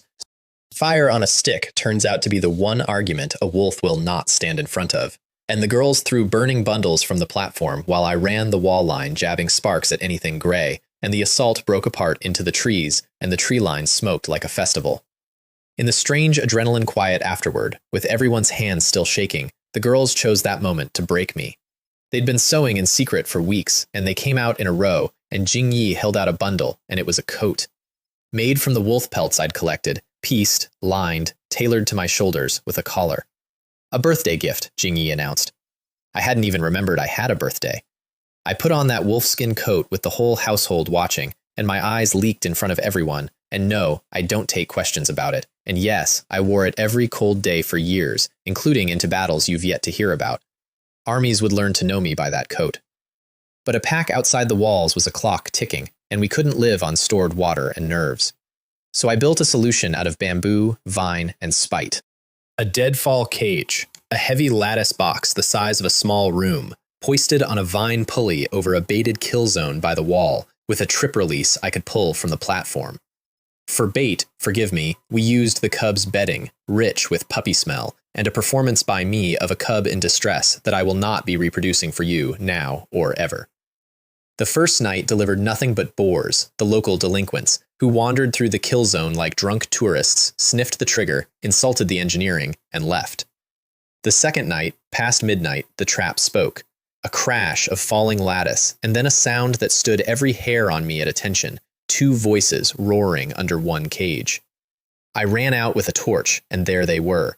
The pack's king, a huge, dark male with a torn ear and shoulders like a doorframe, and beside him, pressed against the bars, the cub's mother. What happened at that cage in the gray of dawn was not glorious, and I won't sell it to you as glory. It was close and loud and desperate. Machete work through bamboo bars, the cage coming apart at one corner halfway through, the fight spilling into the open yard with the girls screaming from the platform and torches flying. The mother came at me all the way mothers do, and it was her or me, and I chose me, and I carry that one differently than the others, and that's all I'll say about it. The king, wounded, hit the broken corner like a battering ram, tore through, and stood for one long breath in the open gate of my world, facing me. The island's old power and its new one, 2 meters apart, both bleeding. And then 4 women came over the rise behind me, with spears and firebrands and voices like a war, and he made a general's decision. He turned, limping, and vanished into the trees, alive, beaten, owed. I stood in the wreck of my trap and said it out loud so the island itself could witness the debt. That one comes back, and when he does, we finish it. Remember that I said that, because the island did. The pack's command structure broke with its king's defeat, and the survivors drifted north out of our lives, but the whole campaign left a bad taste about the address in general. The tree fortress had been good to us, and it sat on a crossroads that every hungry thing on this island used. Wolves had found us, boars had found us. The boar herd was escalating from vandalism toward home invasion, and one of them had grown to a size that made the ground announce him. And then, in the middle of my strategic brooding, Na started being sick in the mornings, and this time the family meeting had a different gravity to it, because this time it was only her. And this time the calendar math worked, and this time it was real. I sat holding her hand while 3 women cried and hugged her in a knot, and I grinned like a fool with a heart rate of 200, and the entire architecture of my brain reorganized itself in about 4 seconds flat. A baby. Our baby. Out here.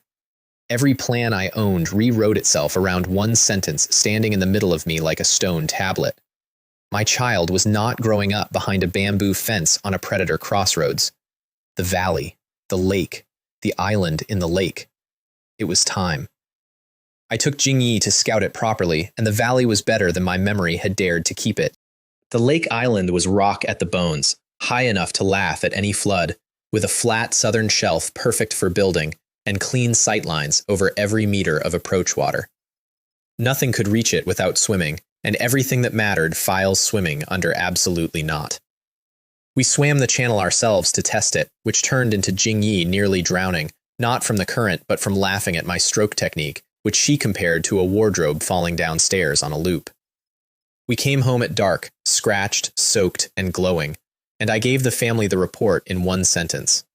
Paradise, slightly used, needs furniture. The move was a saga that deserves its own winter of storytelling, so here's the short official history. First, I built us a navy, one fat, stable bamboo raft, poled and paddled, christened by Mei Lin with a splash of spring water and a speech. Then came weeks of ferrying, logs, tools, smoked meat, pots, seed stock, one increasingly opinionated parrot who rode the prow like an admiral, and pigs. Yes, pigs. We had pigs by then, descendants of a boar hunt gone adoptive, led by a big mute sow who thought she was a dog. Try transporting outraged livestock across open water on bamboo with a movie star directing traffic from the shore in full voice, and you will know the upper limits of human patience.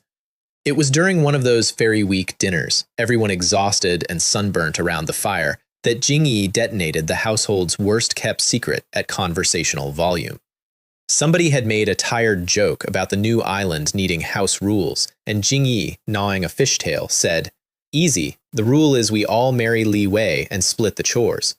Then she kept eating, while the fire crackled into a silence with 4 different temperatures in it.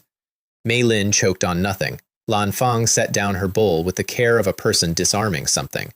Na simply looked at me across the flames with one eyebrow at a familiar altitude, and I discovered an urgent need to inspect the raft in the dark. But here's the thing about a bomb like that. Once it's gone off, the air is clearer.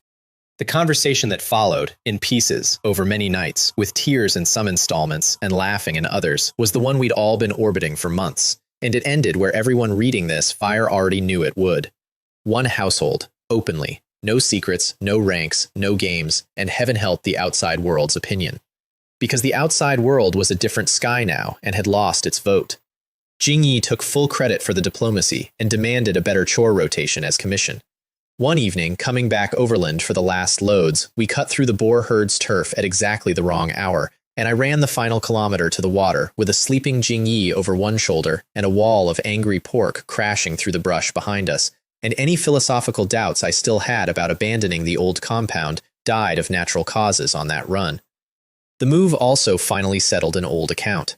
On the last wreckage run, with the raft and vine tackle and 3 of us hauling, we brought up the airline safes I'd marked on day 4 of this whole saga, my long-term goals, rusted shut and heavy as sin.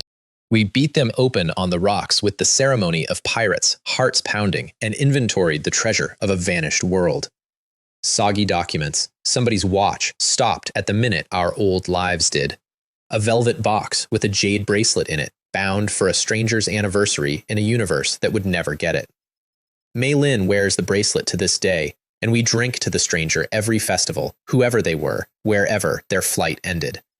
The rest we kept as relics. That was the last the old world ever physically gave us, and it was right that it came up from underwater into our new one, salvage to salvage, hand to hand.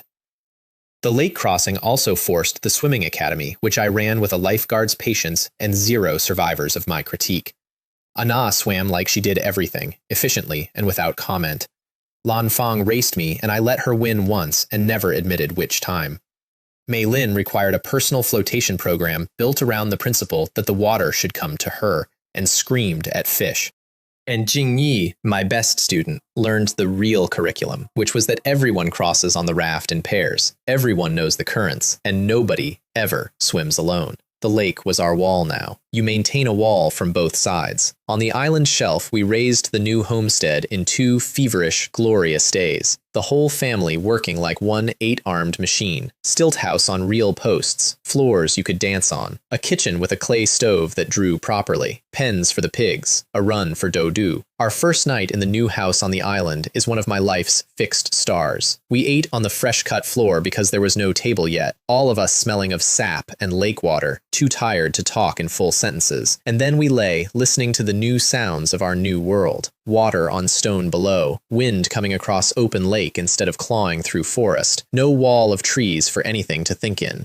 Somewhere out in the dark, far off on the old shore, a boar squealed about something, and Jingyi, already half asleep, mumbled, "Sounds like a you problem now." And the whole dark room dissolved into helpless, exhausted laughter. All 5 of us, at nothing, at everything, at the sheer luxury of a noise that couldn't reach us. Safety has a sound. It's your family laughing in the dark over water. And the island immediately started paying rent like it had been waiting for tenants. Jingyi, poking the slopes, found a wild sweet potato field, then yams, then fruit trees. I dug the first sweet potato with my hands, held it up to the sky like a newborn, and may have wept lightly in front of witnesses. Carbohydrates. You do not know what you have until you have lived half a year on meat and resolve. One tree turned out to be a trap, pretty red fruit that we caught making the pigs stagger and act haunted, and after the mushroom incident this household had a constitutional process for that. I declared the red fruit legally cursed by unanimous vote, and the tree stood shunned forever after, like a beautiful lawyer nobody would sit with. The biggest find waited in the swamp shallows at the lake's west end, and Lan Fang found it. Rice. Wild rice, thin, stubborn, bearded, growing on its own in the muck like a hint from heaven itself. I stood in that swamp, holding a green stalk, and saw the whole future in it, bowls of white rice steaming on a wooden table, children who would never know a hungry winter, and I made the family a promise several sizes bigger than my qualifications. We were going to farm. We cleared a paddy by the shore with fire and mattock, cut irrigation channels lined with split bamboo, weighted them with little wooden sluices I whittled at night, and then spent days bent double in the mud transplanting seedlings one by one, 5 modern people and change, screaming about leeches, learning the oldest job on earth from absolute zero. When it was done, the paddy stood green and flooded and orderly as embroidery, and I looked at it in the sunset and felt something I hadn't felt once since the crash. Not safety, roots. The island accepted our offering and, in its tradition, immediately issued the next invoice. That was the week Jingyi came sprinting up from the shore, white as the rice, screaming that something enormous had moved under the water. A shadow, she swore, longer than the raft, right under her feet at the fishing rock, gone when she blinked. In our lake, under our only road to the rest of the world. Of course there was something in the lake. There's always something in the lake. I didn't fully believe in the lake monster at first, because Jingyi had previously reported a ghost that turned out to be Lan Fang doing night yoga on the roof. But then I saw it myself, in daylight, during a spearfishing lesson. I had the girls lined up in the shallows teaching refraction, aim below the fish, the water lies to you ladies, when the water told a much bigger lie. A shadow slid through the deeper green beyond the drop-off, long as two men laid end to end, pushing a bow wave you could feel through your feet, and every fish in the bay evacuated at once in a single silver flinch. Mei Lin achieved low orbit from a standing start and was on dry land before her scream finished.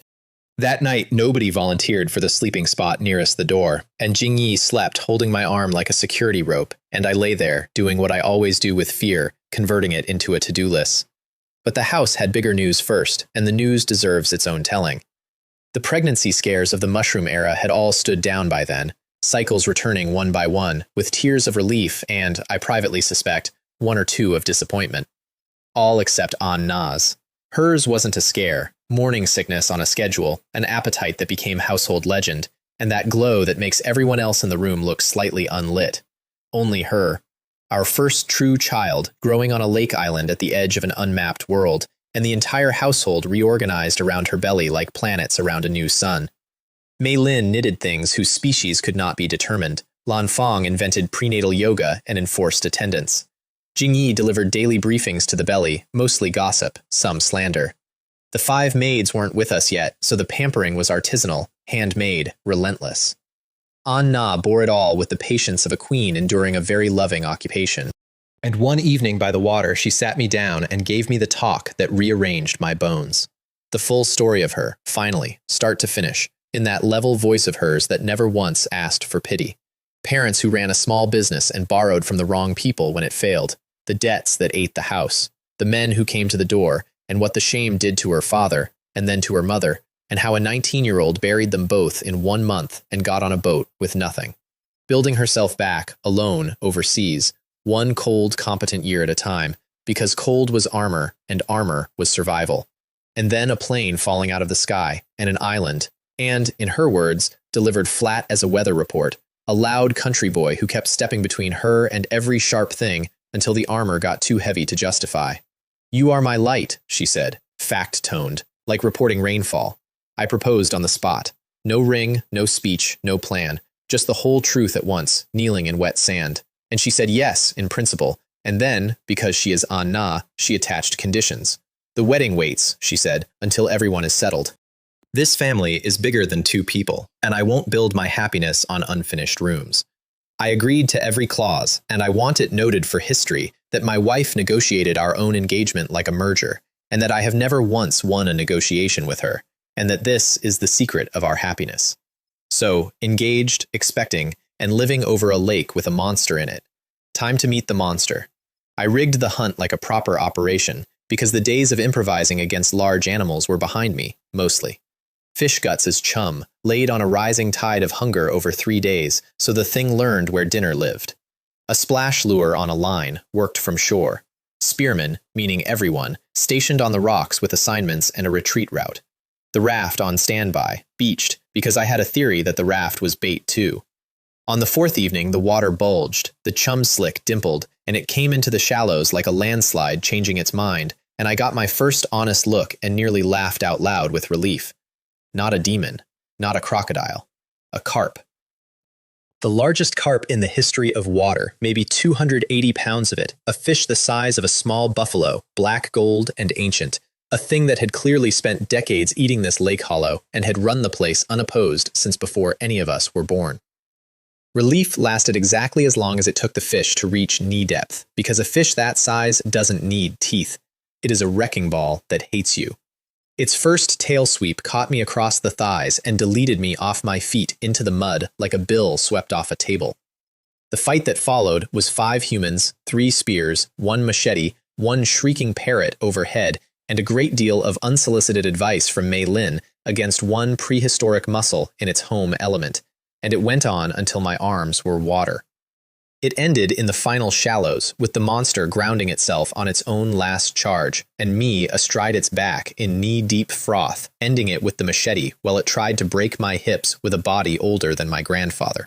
We hauled it out with ropes, all 5 of us leaning like a tug-of-war team, and when it finally slid up the sand, the whole family collapsed around it in a ring, soaked and shaking and giddy, and Jingyi lay flat on her back next to it, comparing lengths, and lost by a meter.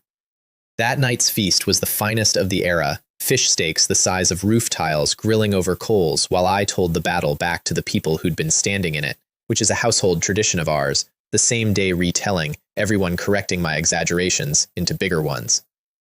It fed the family for weeks afterward. Fish soup, grilled fillets, smoked strips, fish balls, fish jerky, fish diplomacy with the pigs. When I announced the last fillet, Mei Lin observed a moment of silence and then asked, in complete sincerity, whether the lake might have another one. Hold that question. The lake was taking notes. The lake was ours now. The island was ours. And the wolf cubs were growing into their names at a rate that alarmed visitors, when we eventually had visitors. Shadow Lord put on shoulders like a workbench and appointed himself my personal shadow, 1 pace behind my right heel, on duty from the moment I stood up in the morning. Luna ran perimeter patrols she had invented herself, on a schedule she had invented herself, and reported anomalies by sitting in front of them and staring judgmentally until management arrived. I trained them with the only method I knew: be the alpha, be fair, be boringly consistent, share the kill, never lie to them, and they repaid us in currencies I couldn't have bought with gold. Early warnings. Escort service. Jingyi riding Shadow Lord around the island at a canter, shrieking with joy, while he wore the long-suffering expression of a bodyguard who has read his contract twice and found no clause about this. The wolves' education deserves its own page in the record, because raising them was the closest thing to fatherhood I got before the real thing, and it trained me for it in ways I didn't see coming. The rules were simple and iron. I eat first, they eat second. Always. Even when the portions made it silly, because the order is the pack, and the pack is the peace. No teeth on skin. Ever. Not even in play. 1 growled correction the first time. Exile from the evening fire the second. And there was never a third. And everything else, all day, was patience and repetition. The same commands in the same tone until words wore grooves in them. Come. Stay. Watch. Quiet. Get help. The day Shadow Lord brought me his first solo kill, a fat rabbit, and laid it at my feet and then sat back with his whole body vibrating while he waited for me to take my share first, I had to turn and busy myself with the fire for a minute. And the day Luna herded a straying piglet home unprompted, walking it up the beach like a bored governess, the family stood in a row and applauded, and she accepted it, as she accepted everything, as no more than her due. People ask me later, kings ask me later, how I trained wolves no man could approach. Same way you train anything that's smarter than it looks. You keep every promise you make to it, and you never once lie about dinner. Domestic life kept producing small adventures on schedule. A bamboo shoot expedition with An-Na that turned into an afternoon so unreasonably peaceful it felt like we were getting away with something. Her sorting shoots, me splitting them, the lake doing its silver thing, nobody bleeding anywhere. Then, balance was restored via Mei Lin missing a step on the lakeshore rocks and dislocating her ankle, and the island got to hear what a trained actress can really do with a scream when the performance is sincere. I reset the joint on the spot, her grip crushing Lanfang's hand flat, and the sounds she produced were later described by Jingyi as better than her movies. Then came the aftermath panic. Mei Lin absolutely certain she'd be lame forever, career over, carried everywhere, tragic portrait, until I ran the reflex tests and pronounced her boringly intact, and she hugged me so hard my spine filed a structural report. For the swelling, though, I wanted real medicine, not just cold water and drama. Lanfang knew her herbs from the fitness world, 6-cornered lotus, cat's thorn, the anti-swelling classics, and she'd seen something like them once, deep up valley, by the waterfall. So the 2 of us took spears and went shopping in the deep green, and the deep green, as always, had its own shopping list. We found the lotus patch exactly where her memory said, a little treasure garden growing in the waterfall mist, cool air, rainbow in the spray, the works. We were kneeling in it, harvesting, talking about nothing, when the vines above Lanfang moved wrong. I've replayed the moment many times, and the honest report is that I never saw a snake. I saw thickness. A python, and I need you to hold the scale of it in your head, a python like a moving tree trunk, its front half descending out of the canopy with its mouth already open, aimed at the back of her neck. I got out half a shout. Lanfang didn't spend her half-second on shouting. She turned into the strike and put her spear through its throat mid-drop, one motion, clean out of a war movie, and saved my life and hers in the same breath, because I'd have been next. Then it got worse, because a python doesn't die polite, it dies wholesale. The whole length of it came off the branch, and the whole length was a horror.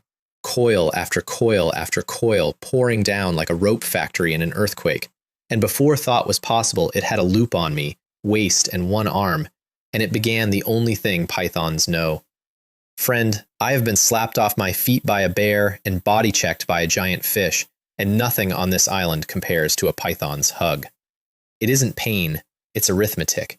Every breath you let out, the coil takes the space and does not give it back, and the world's edges start going dark and sparkly, while your own chest becomes a shrinking room. And Lanfang, 28, divorced, betrayed twice by life and men, afraid of nothing anymore because fear had already taken its worst from her, stepped up to that monster's head, closed her eyes, and swung the machete like she was chopping through her whole past at once. The room stopped shrinking. The lights came back on.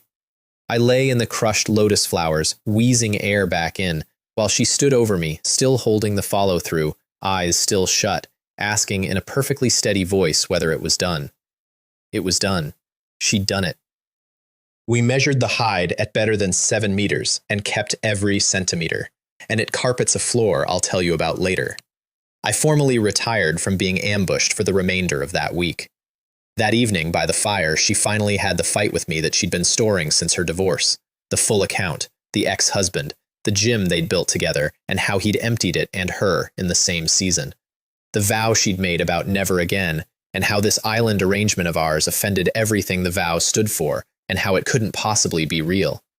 It was a good fight, an honest one, and it ended in the least dignified way possible, with me stepping backward onto the wet pond rocks mid-rebuttal and opening my scalp on the edge, and the fight dissolving instantly into her patching my head by firelight and calling me an idiot in progressively softer tones until the word stopped meaning idiot at all. Somewhere between the bandage and the dawn, she stopped arguing against us and started arguing for us, and I mostly just held still and let the tide turn. The family pact took its final shape around the big fire a few nights later, all 5 of us, and it deserves recording properly, because nations get founding documents, and so should households. It started as a game, Mei Lin asking everyone to describe the future out loud, and it stopped being a game about one answer in. Lanfang went first and surprised herself, a gym again someday, but this time hers alone, and mornings that don't hurt. Mei Lin wanted a kitchen with a window and neighbors who had no idea who she was, which from her was a whole autobiography in one sentence. Jing Yi wanted everyone at one table forever and reserved the seat by the fire. An Na, quietly, wanted what she was already holding, said so, and closed her eyes. And when it came to me, I said the thing that became our constitution, and they still quote it back at me when I work too late. One household, one future. All in, nobody ranked, nobody left behind, and someday, somewhere, a big house where nobody knows our old names and everybody knows our real ones. We didn't swear on anything. We just sat with it while the fire burned down, which is how the real oaths get taken. I've built a few things since that are taller, nothing sturdier. And then, as if the island had been waiting politely for the paperwork to clear, an old debt came down the valley to collect. Luna smelled him first and went stiff from nose to tail, a low sound in her chest I'd never heard her make. Across the water, at the tree line, stood a shape from the previous chapter of my life. Thin now, scarred, dragging one hind leg. The old Pack King. The one from the cage, the one that got away.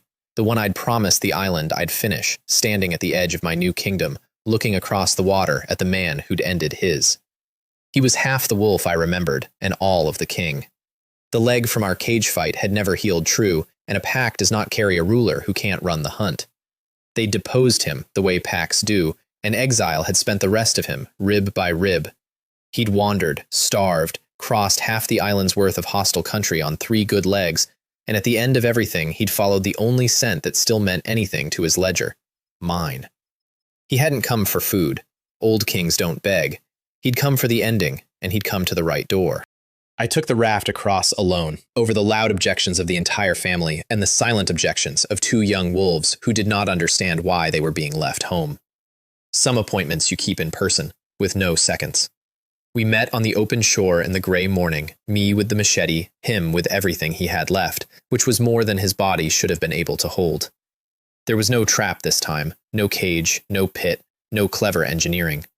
He charged the way kings charge, straight and total, no feint in him, and I met it the way this island had spent a year teaching me to meet things, planted, patient, all in.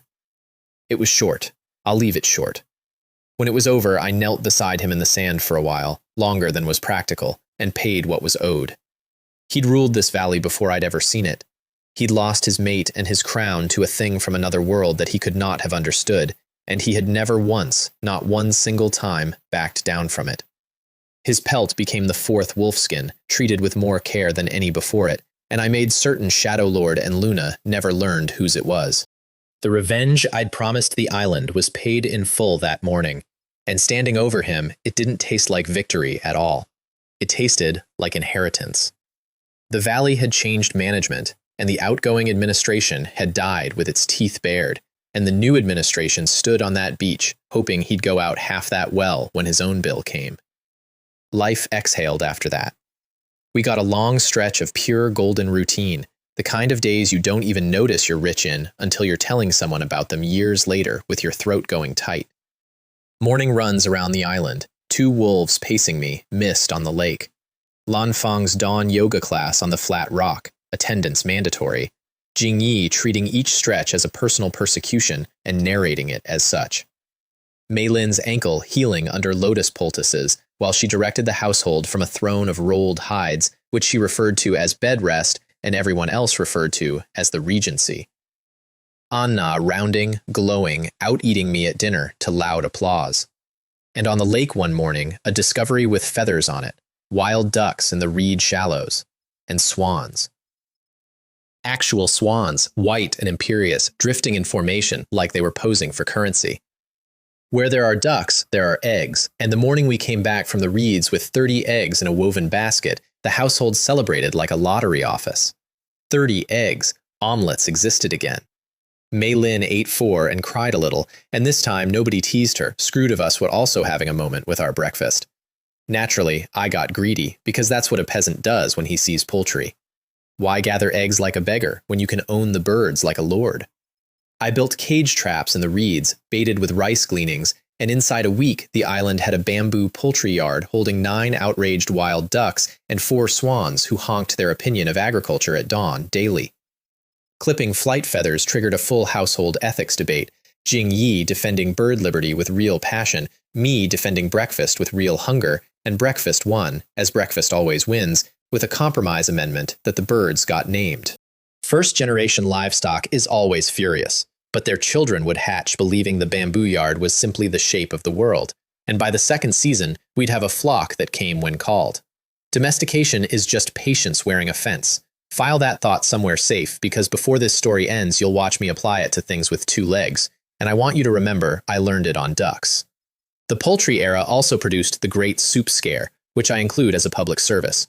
Lan Fang, expanding her herbal program, simmered a duck with a root she'd identified from her fitness world memory as a warming tonic and served it proudly at dinner. 20 minutes later, the entire family was flushed pink and reporting a spreading warmth of alarming quality, and the table talk escalated in under a minute from, "Is anyone else warm?" to, "We've been poisoned," to Mei Lin composing her farewell message to her fans aloud in a trembling voice while fanning herself with a lily leaf. I checked pulses, checked pupils, ran the diagnostics of a man whose medical library was one summer of village gossip, and delivered my finding, which was that we were experiencing, in its entirety, a warming tonic, doing exactly what warming tonics do. The panic downgraded to embarrassment, the embarrassment to laughter, and the root earned a permanent place in the winter kitchen under the household name of farewell soup, served whenever anyone needs reminding that we once survived saber-tooths and nearly didn't survive dinner. Then the deep valley started sending warnings. At night, from far upstream where the mountains folded dark, we began hearing a sound none of us could put a name to, a long, mournful, enormous cry that rolled down the water and made the wolves flatten their ears and the humans quietly check the door bar. In the morning, Lan Fang and I went scouting and found the source's work long before we found the source. A clearing that had held an elk family. I've hunted, I've butchered, I know what feeding looks like. This wasn't feeding. This was power expressing itself on bodies, a whole family of big animals taken apart like practice, and in the churned mud, prints.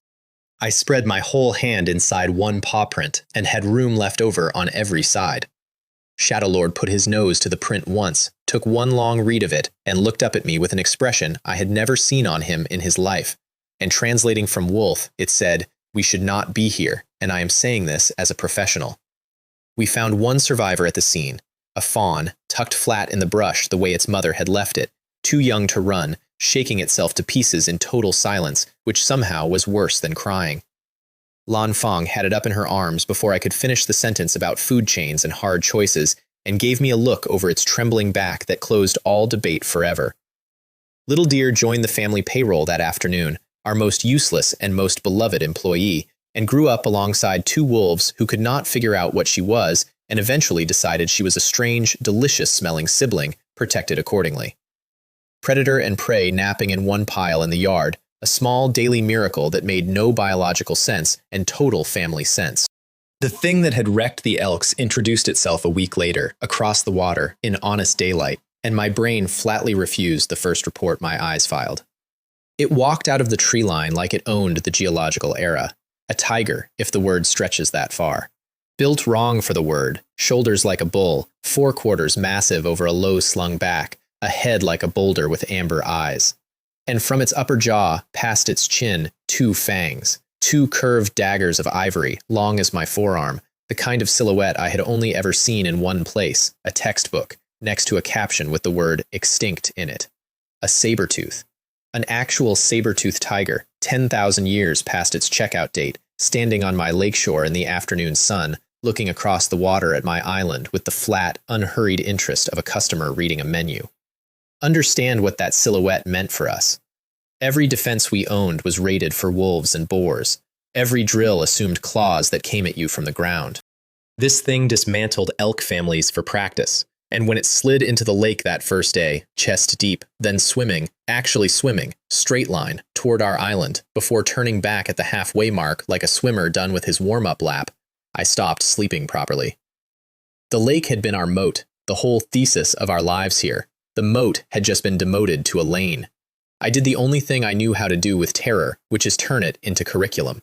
Every day, formation drills, the whole family, the circle, spears out, no gaps, the wall of points, advancing and retreating on my count, anchor steps, brace angles, what to do if it's airborne, what to do if it has someone, drilled and drilled until 4 women who had never held a weapon before this year moved like a single hedgehog with one nervous system. Mei Lin complained through every single session and never once missed one. Jing Yi treated it as a game, right up until the morning we found saber prints pressed into the mud of our own shallows, our side, 10 steps from the duckyard, and after that, she drilled like a soldier with a mortgage. At night, the roars came down the valley, closer and closer, and the 2 young wolves would stand at the waterline and answer, 2 adolescent voices against a legend, absolute lunatics, the pair of them, and I loved them so much in those nights, it physically hurt. The attack came on a flat gray afternoon, and it came swimming.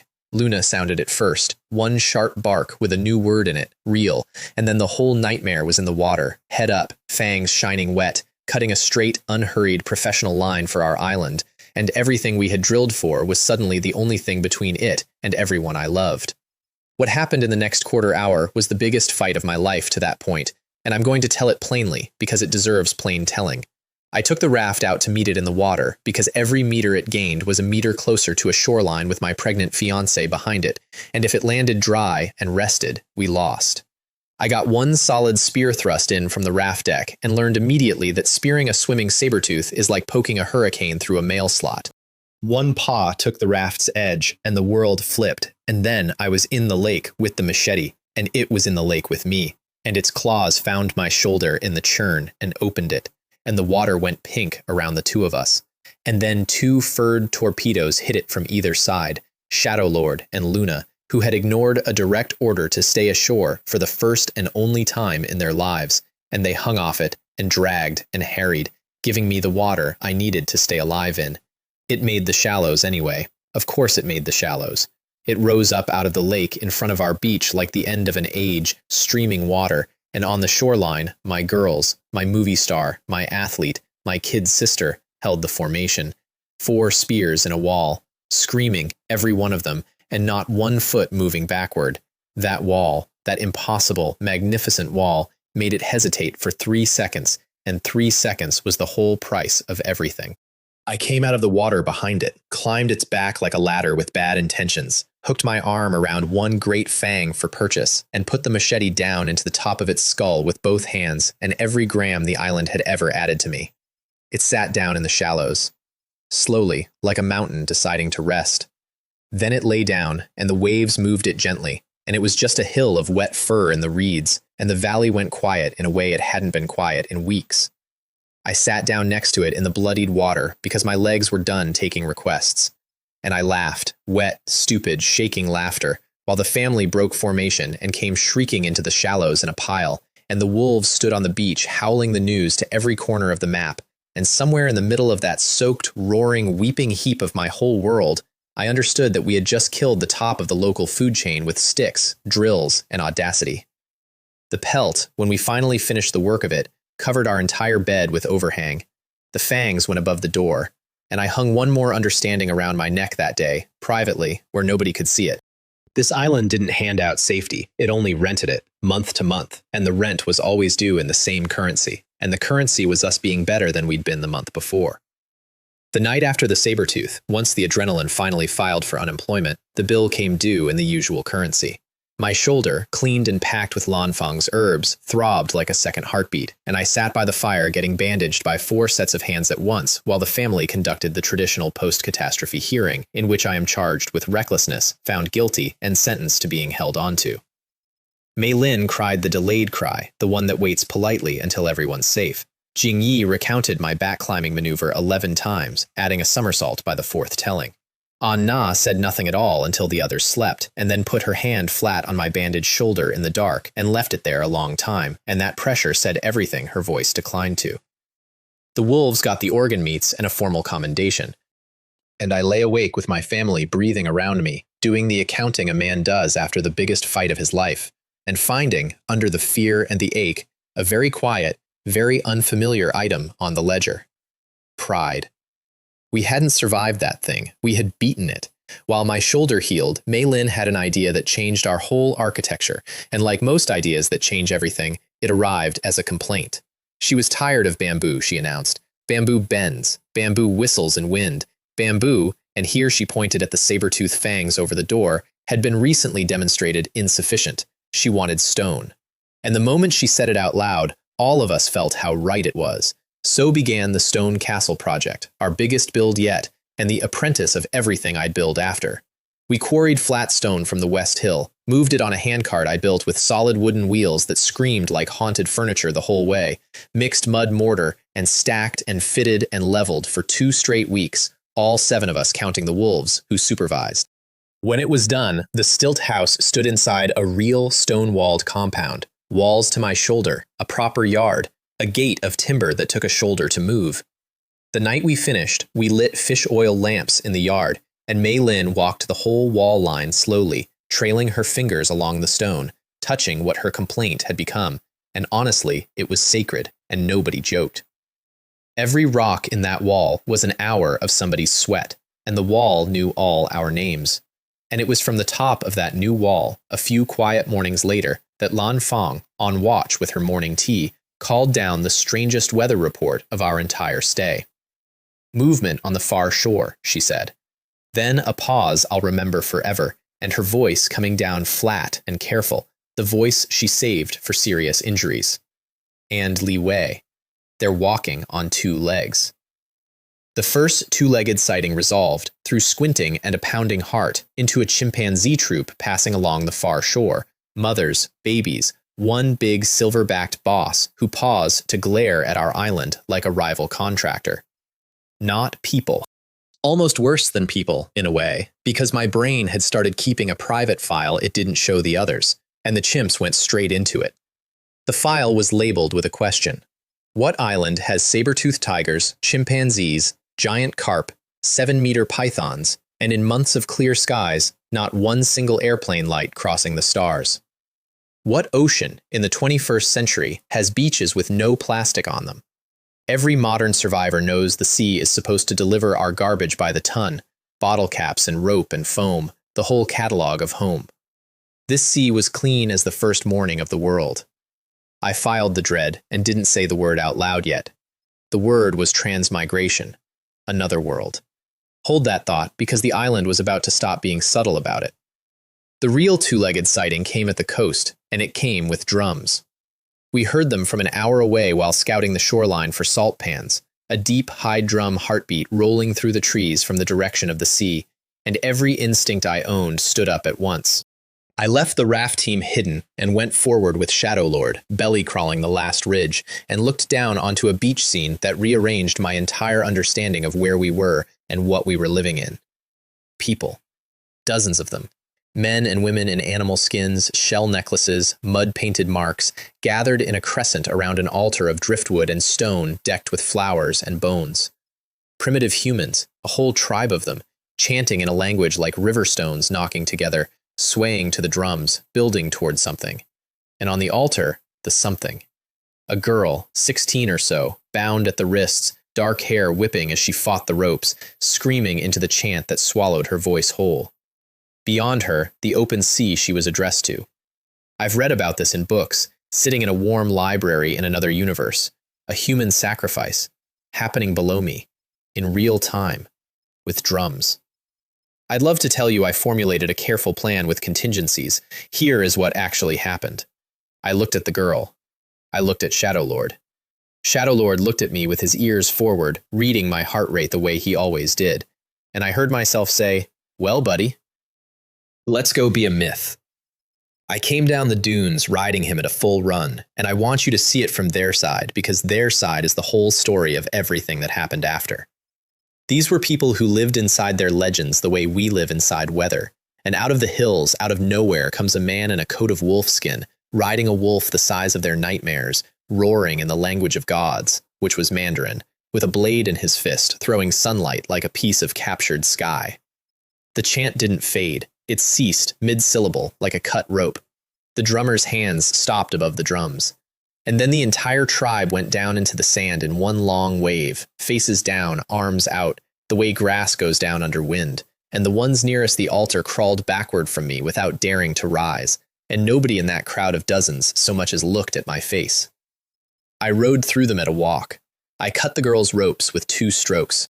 I put her, shaking like a leaf in a storm, up on Shadow Lord in front of me, and I rode back out of their entire cosmology at an unhurried pace I absolutely did not feel, and behind me the beach erupted in a wailing that followed us into the trees. Not grief. I know grief now. That was awe with nowhere to put itself. The girl spent her first days with us in a state of holy terror so complete it broke all our hearts on a rotating schedule. She was afraid to eat until fed by hand, certain the food of gods would burn her. She was afraid to sleep indoors, under a roof, off the ground, all clearly divine privileges. She flinched from Malin's beauty, bowed to the pigs on the reasonable theory that anything living on God's island outranked her, and treated me with a reverence so heavy I couldn't stand within 5 paces of her without her folding toward the ground like a closing flower. She was also, under all of it, visibly tough as vine root, a girl who had stood on her own funeral altar and fought the ropes to the last second, and that girl kept peeking out through the terror, watching everything with quick black eyes that missed nothing. Jingyi adopted her before the first sunset, on the grounds that she was finally not the youngest anymore, named her Yu Yan, little sister, and launched a formal Mandarin academy with herself as head mistress. I attended the first lecture, and it remains one of the finest comedies ever staged on my island. Jingyi had prepared a curriculum, meaning she'd scratch the alphabet into a slate and pointed at letters while pronouncing them at slowly increasing volume, on the theory that comprehension is a function of loudness.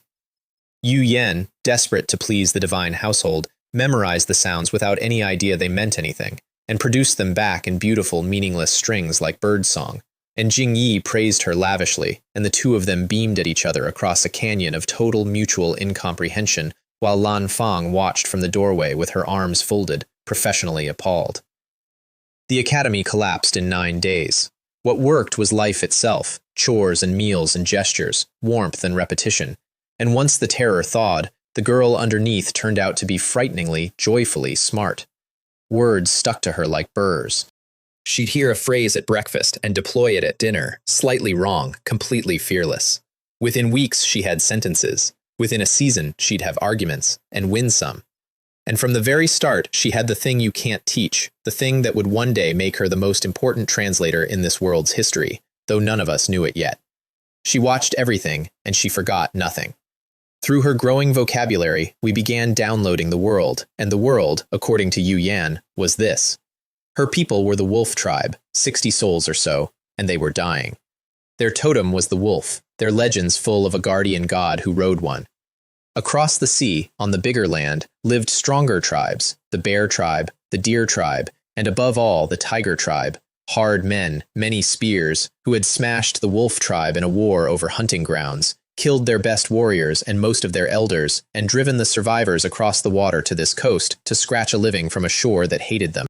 The sacrifice we'd interrupted was despair with a drumbeat, an offering to their guardian god for salvation from starving, and from the tiger tribe finishing what it had started. And their guardian god, per every fireside story she had grown up inside, was a mighty spirit who rode a great wolf and would return in the tribe's darkest hour. I sat with that information for a long, quiet minute, doing honest arithmetic. A dying refugee tribe on our doorstep, praying nightly for a wolf-riding god, and me, a country boy from a fallen-down village in another universe, with 2 tame wolves, a machete, and a coat. Friend, I don't believe in destiny. But sometimes coincidence walks up, grabs you by the collar with both hands, and presses a script into your chest, and at some point, refusing the role is just bad manners. Before I could act on any of it, the valley staged one more monster show, as if to remind me what the stakes were for everyone who lived here without walls.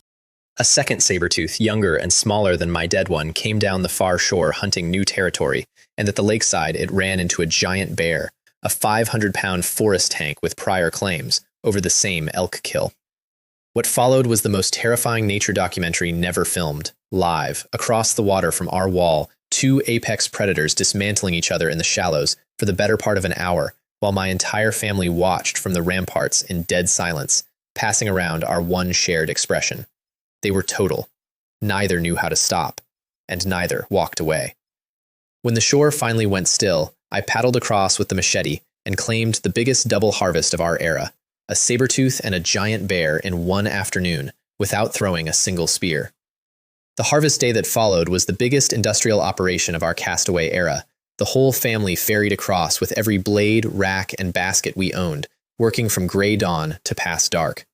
We processed the bear first, fats rendered in relays of clay pots, the hide fleshed and stretched on a frame taller than me.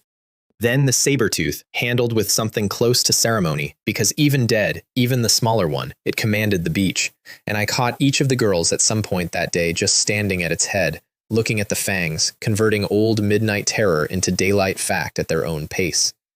Little Dear refused to come within 100 paces of the whole sight, and spent the day expressing her opinion of us from the tree line. The wolves, on the other hand, held a private ceremony of their own devising, walking a slow circle around the dead saber-tooth twice before marking the nearest tree with great formality, which I chose to read as the valley's change of government being filed with the relevant authorities. We came home by torchlight, loaded to the waterline, smelling like a tannery and singing, and the smokehouse ran day and night for a week. Meat for a season. 2 more legendary pelts for the wall, and a lesson underlined twice in my private file. In this valley, even the monsters had monsters. A tribe of 60 starving people on an open shore wouldn't last a year out here. Nobody would. Nobody except somebody with a moat, a wall, and a plan. So I made the decision that turned a survivor into something else, and I wanted on the record that I made it with open eyes. Through Yu Yan, we would make contact with the wolf tribe. Not as castaways asking to trade. There was no version of that story that ended well. 5 soft strangers with miraculous tools, revealed as mortal. We would make contact as the story they already believed. Their god had already ridden through their camp once and taken a daughter to his island in the Lake of Legends. All I had to do was keep being him. The meeting was staged like theater because it was theater, and because theater, I was beginning to understand, is load-bearing architecture in every human society, theirs and ours alike. I came to their starving coastal camp at mid-morning, riding Shadowlord at a slow walk, in the wolfskin coat with the saber-tooth fangs hung at my chest, Luna pacing the flank like an honor guard, and behind me on the wolf's back, alive, healthy, well-fed, dressed in clean woven cloth, the girl they had given to the sea. Yu Yan, coming home a handmaiden of God. Their elder came out first, a weathered old man hung with bone charms, the old priest, and I watched him look at me, at the wolves, at the girl, at the coat, and I watched 50 years of desperate faith cash itself in his face all at once. He didn't kneel, he fell, and the whole tribe went down behind him like a tide, and from the sand he cried out one long phrase over and over, and Yu Yan, leaning to my ear, translated it in a whisper. He says, the stories were true. He says, forgive us for doubting, the stories were true. And in the middle of all that thunderous theology, one small human scene nearly broke the god right out of me. An old woman worked her way forward through the kneeling crowd on her knees, weeping, arms out, and Yu Yan went rigid against my back and then was off the wolf and running, and the two of them met in the sand and folded together, and the girl I'd cut off an altar sobbed into her grandmother's neck, while the whole tribe watched their sacrificed daughter be alive. They had given her to the sea believing it would save them, and the sea had sent her back fed, dressed, and speaking the language of heaven. If I had scripted a resurrection, I couldn't have staged it better. And I hadn't scripted it. That's the part that got me. I sat on my wolf above the two of them with my jaw locked, being extremely divine about the state of my own eyes. And then, their god's first commandment, delivered through a 16-year-old interpreter to a beach full of weeping, starving, kneeling people, was real estate. Gather everything, I told them. Every child, every elder, every pot and hide and good spear. Your god has prepared a valley. I led 60 ragged, kneeling, disbelieving people over the hills and showed them my valley from the ridge, the lake, the game trails, the fruit slopes, the fresh water running silver everywhere. And I stood there on Shadowlord while an entire nation wept at scenery. Then I gave them, through Yu Yan, the founding speech of everything that came after, short enough to survive translation. Under my protection, you will build, you will eat, you will fear nothing that walks. And in return, you will work, you will learn, and you will never again give a living daughter to the sea. The last clause was not negotiable, and I said it looking at the old priest, and the old man pressed his forehead to the grass and held it there. And the altar business ended in this world on that morning, permanently. Was the god part a lie? Yes. Every other word, I meant, and I'd invite any honest man to audit which half mattered more to the people kneeling on that ridge. Standing there, watching them weep over clean water and unclaimed hunting grounds, I made myself one quiet promise underneath all the divine staging, and I've kept it through everything you're about to hear. However fake the throne was, the protection would be real. These were my people now. The paperwork was just going to be unusual. Building a village for 60 people teaches you things about yourself. Mostly it teaches you that you talk with your hands a great deal when nobody speaks your language. We sited the settlement on the lakeshore facing my island, close enough that the village guarded my family's moat, far enough that the island stayed sacred, which was city planning and theology in one decision. And then I emptied my whole modern head into that shoreline. Stone houses instead of thatch, laid out on straight lanes. Real walls around everything, my shoulder height and then better, with 3 gates. A central plaza. Drainage. I gave them drainage, and if you've never seen a Bronze Age village that doesn't stink after rain, you haven't seen a miracle. The tribe had never imagined stones stacked into dwellings, and they worked on their own houses with the faces of people who'd been allowed to help build heaven. Every evening, whole families walked the lanes, just touching the walls, and alongside the stone, I fed them the small revolutions, the ones that change a people faster than any wall. Salt, first, from our pans, distributed by the handful to households that had gone whole generations without it, and I watched grown hunters taste salted meat and stand very still with their eyes closed. Then pottery. We ran a firing camp on the shore, turned out pots and bowls and basins by the dozen, and I handed them through the lanes like a one-man industrial age, and the day the village's cooking went from scorched on stones to boiled in pots, you could smell the whole town's life improve on the evening wind. Stews existed now. Broth for the old and the toothless existed. Babies got soft food. It cost me clay, wood, and a demonstration, and it bought more loyalty than any miracle I ever staged, and there's a lesson about ruling in that which half the kings of history never learned. Gods get worshipped for thunder. They get loved for soup. The organizational chart sorted itself out fast, the way it does when the work is real. The old priest ran the spirit side, blessing footings and doorways with the radiant confidence of a man whose lifetime of prophecies had finally paid out in full. And on the practical side, one man kept rising through every job like oil through water, a big, tireless, painfully earnest warrior named Gao Ming.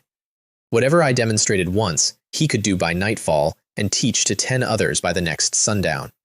He also attacked the Mandarin language with the fury of a man possessed, trailing Yu Yan around the works demanding vocabulary, drilling words while he hauled stone, and within a season he could take real orders and deliver real reports, the first man of this world I could speak to with my own mouth. Remember his name. Half of everything that follows stands on that man's shoulders. The island, meanwhile, became a school, and the school was Lanfang's empire. She and Mei Lin fitted out a classroom in our compound, a slab of smooth slate for a blackboard, colored lake stones for chalk, benches of split log, and every morning Yu Yan ferried a boatload of tribal children across the water for Mandarin, characters, and counting. Their parents sent them scrubbed and solemn, like tiny ambassadors. The first day of school is a scene I keep framed in my head. A dozen tribal children delivered to the island dock, scrubbed to a shine, drunk in their family's best hides, so overawed by the black castle that 2 of them tried to worship the doorway, and 1 bowed to a bench. Lanfang stood them in rows, gave them each a slate and a colored stone, and wrote the first character, and the room full of small savages who had never seen writing went silent as a held breath, watching lines become meaning. By the end of that first week, they were racing each other through numbers.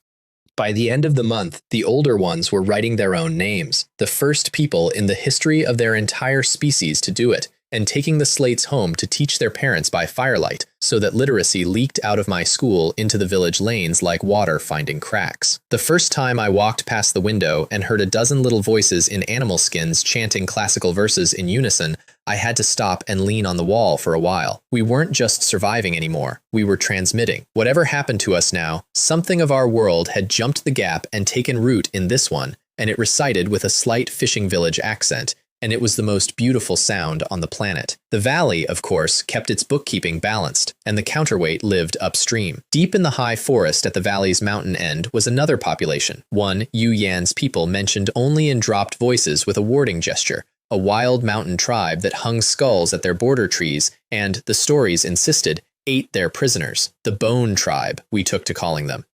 For a season, they stayed stories, the thing parents use to keep children inside the walls at dusk. Then a hunting party went deep up valley after elk, and the stories stood up out of the ferns. I was with that party, 6 of us on a green trail miles past our markers. The ambush came from 3 sides at once, painted men rising out of the undergrowth with spears already back, and the only reason the first second didn't end us was the terrain funneling them onto the trail single file. What followed was a running retreat down a mountain, the ugliest hour of that whole year, me holding the rear with the machete while our hunters leapfrogged back by pairs the way we drilled, and I'll tell you plainly what holding a trail against wild spearmen while your people run behind you feels like. It is the loneliest job description on Earth, and the machete is the only reason I'm here to describe it. Because their spears could not survive 1 full contact with that blade, and after the 3rd shattered shaft they stopped wanting to be first in line. We nearly all made it out clean. Nearly. At the worst pinch of the retreat, with 2 pursuers closing on our slowest man, the old priest, who had insisted on coming to bless the hunt, that ancient, half-blind, psalm-singing old man, turned around at the narrow place, planted his staff in the trail, and walked back toward the enemy, shouting his god's name in a voice like a cracked bronze bell, and bought his children 30 seconds. They were the most expensive 30 seconds of my life. I fought my way back to him through my own retreating men, and I got there in time to catch him, and that is all I got there in time to do. I don't joke about him, then or now. That old man had believed, without one fissure of doubt, in a god I was impersonating, and he spent his last coin on that belief the way he'd spent all the others, on his people. Whatever I owed this tribe before that trail, the debt doubled at his grave. We carried him home on a bed of spears, the whole party walking, nobody willing to ride or hurry, and the village met us at the gate already keening, because bad news travels ahead of any runner. The funeral took 2 days, and I let their ways lead and added ours where they fit. His body lay in the plaza under his bone charms, while every soul in the nation, oldest to youngest, passed and touched his staff and said his name aloud. Kale, Kale, Kale, hundreds of times, because his people believe a name spoken keeps a door open. On the second evening, we burned him on a pyre of the Black Castle's own Nanmu offcuts, timber fit for emperors, and the fire stood taller than the gate, and his charms went with him, all but one, which, by his own last instruction, went around Gao Ming's neck. And there, with the pyre still roaring and the entire nation kneeling in its light, I raised Gao Ming up before them all and named him Great Priest, first of the new line, and the big man wept without shame in front of his whole people, which, in my old world, would have cost a leader something, and in this better one bought him everything. Then I said the last words of the rite, through Yu Yen, with the fire painting all our faces. The mountains would answer for this. That one wasn't theater either. The Bone Tribe had opened an account, and this valley had a new god of collections. Grief keeps a schedule, but so does winter, and life shoved us on. My family moved temporarily into the village so we could launch the great project, and the move produced the legendary bed crisis, because the village guest house had 1 room and 1 vast sleeping platform, and 6 adults plus visitation rights for 2 wolves discovered the concept of zero privacy simultaneously. I have slept in a row with my entire household like logs in a woodpile, seniority from the wall inward, a parrot roosting above us passing judgment in his sleep. Romance, under those conditions, is a heist movie with terrible odds and worse acoustics, and that is every word I will say about it, except that Jing Yi talks in her sleep and negotiated the purchase of a horse 3 nights running. The great project was this. Our island compound had been version 1, bamboo and hope. The stone yard had been version 2. Now, with 60 workers, quarry crews, and time, we would build the real thing. A castle. An actual castle, and I'd already found what it would be made of, because I'm a man who walks with his eyes on the ground. In the western hills lay a whole shoulder of black stone, dense, fine-grained, dark as a starless hour, stone that took an edge cut and held it. Nothing in this world had ever been built from it, which was precisely the point. When the tribes of this land told stories about this valley, and they were going to tell stories, I wanted a black castle standing in the middle of every one of them. The build was my favorite kind of chaos. I demonstrated brick cutting on the black stone exactly once, 1 block squared true, and Gao Ming's crews turned the hillside into a masonry yard so fast it frightened me a little. A mountain of cut block in 2 days, the men singing gang songs they composed on the spot about stone and the god who wanted it square. For timber, the island itself supplied the punchline of the decade. Those tall, straight, fragrant trees I'd been admiring since our first week turned out to be golden Nanmu, the legendary wood Chinese emperors were buried in and built palaces from, worth fortunes beyond counting back home, growing wild on my island like weeds behind a fence. I marked the best trunks with vine ties, and we felled and hauled like lords burning money. We mixed clay with burnt limestone into true mortar that set hard as the stone it held. And into the plans I folded one feature I trusted to no crew and no priest, digging it with my own hands over many quiet nights. Under the backyard, a hidden room. And out of the hidden room, a tunnel, man-high, shored with Nanmu, running long and dark toward the western hill. Because a man who builds a castle without a back door has never been truly afraid in his life. And I had. And my family was never going to stand in a burning courtyard with nowhere to go while I had a shovel and a secret. 5 days of main assembly. 5. 60 motivated people and pre-cut stone move like time-lapse footage, and I stood in the middle of it, conducting like a madman, hoarse by every sundown. And then it was done, and friend, I wish with my whole chest that you could have stood on the shore that evening and seen it. 3 stories of black stone rising off the island's rock, walls around 1,000 square meters of courtyard, slate roofs shedding the light in dark silver, a school wing, a martial yard, golden non-mu beams glowing honey-colored in the doorways, a main gate that took 2 men or 1 me. On the far shore, the gray stone village with its smoke rising in neat lines, and between them the lake holding the black castle upside down in perfect stillness like the world showing off its new possession twice.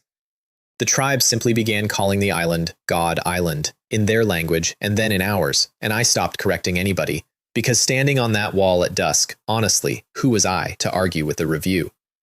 One evening during the build, Yu Yan and I sat on the island's far beach after checking the timber floats, and she asked me about the divine realm I came from, whether the houses truly touched the clouds, whether we had carts that rolled without oxen, ships that flew, light with no fire in it.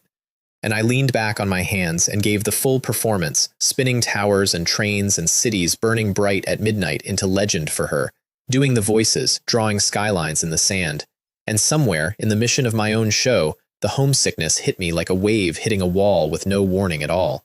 Because every ridiculous thing I was describing was real, and it was all gone, not behind an ocean, but behind a sky. My mother's kitchen and the smell of her vinegar potatoes, street noodles at 2 in the morning under bad fluorescent light, the exact sound of rain on a bus window when you're 17 and going nowhere important. I heard my voice keep telling the legend, steady as ever, and felt the tears come down my face without asking permission, the first since the crash, and Yu Yan went very still and then very gently wiped them with her sleeve and apologized in her careful new Mandarin for making the god remember heaven. I told her it was nothing. It was not nothing. It was everything, corked in a bottle and dropped in the deepest part of me. And that evening, the cork came out for 1 minute exactly. Then I put it back, because the god of a small, brave tribe does not get to be homesick in public. And we walked back along the waterline in the dusk to check on the masons, and her small, dry hand held onto my sleeve the whole way, and neither of us mentioned it again. In the middle of that castle building season, the mountains sent their first personal calling card to my island, and it came at night, which told me everything about the sender before I ever saw a face. It was Luna who woke me, one paw on the bed and that low sound in her chest that she saved for the truth. I was up with the machete before my eyes finished opening, and out in the courtyard the night was too quiet, the ducks silent, the water lapping wrong down at the north shore where nothing should be moving. 2 of them had swum it. Bone Tribe scouts, painted dark, knives of stone in their teeth like something out of a fever, already over the rocks and inside my wall's shadow, close enough to the house where my whole world slept to smell the banked fire. To this day I don't know what their orders were, and I never got the chance to ask, because Shadow Lord and Luna took the question out of my hands.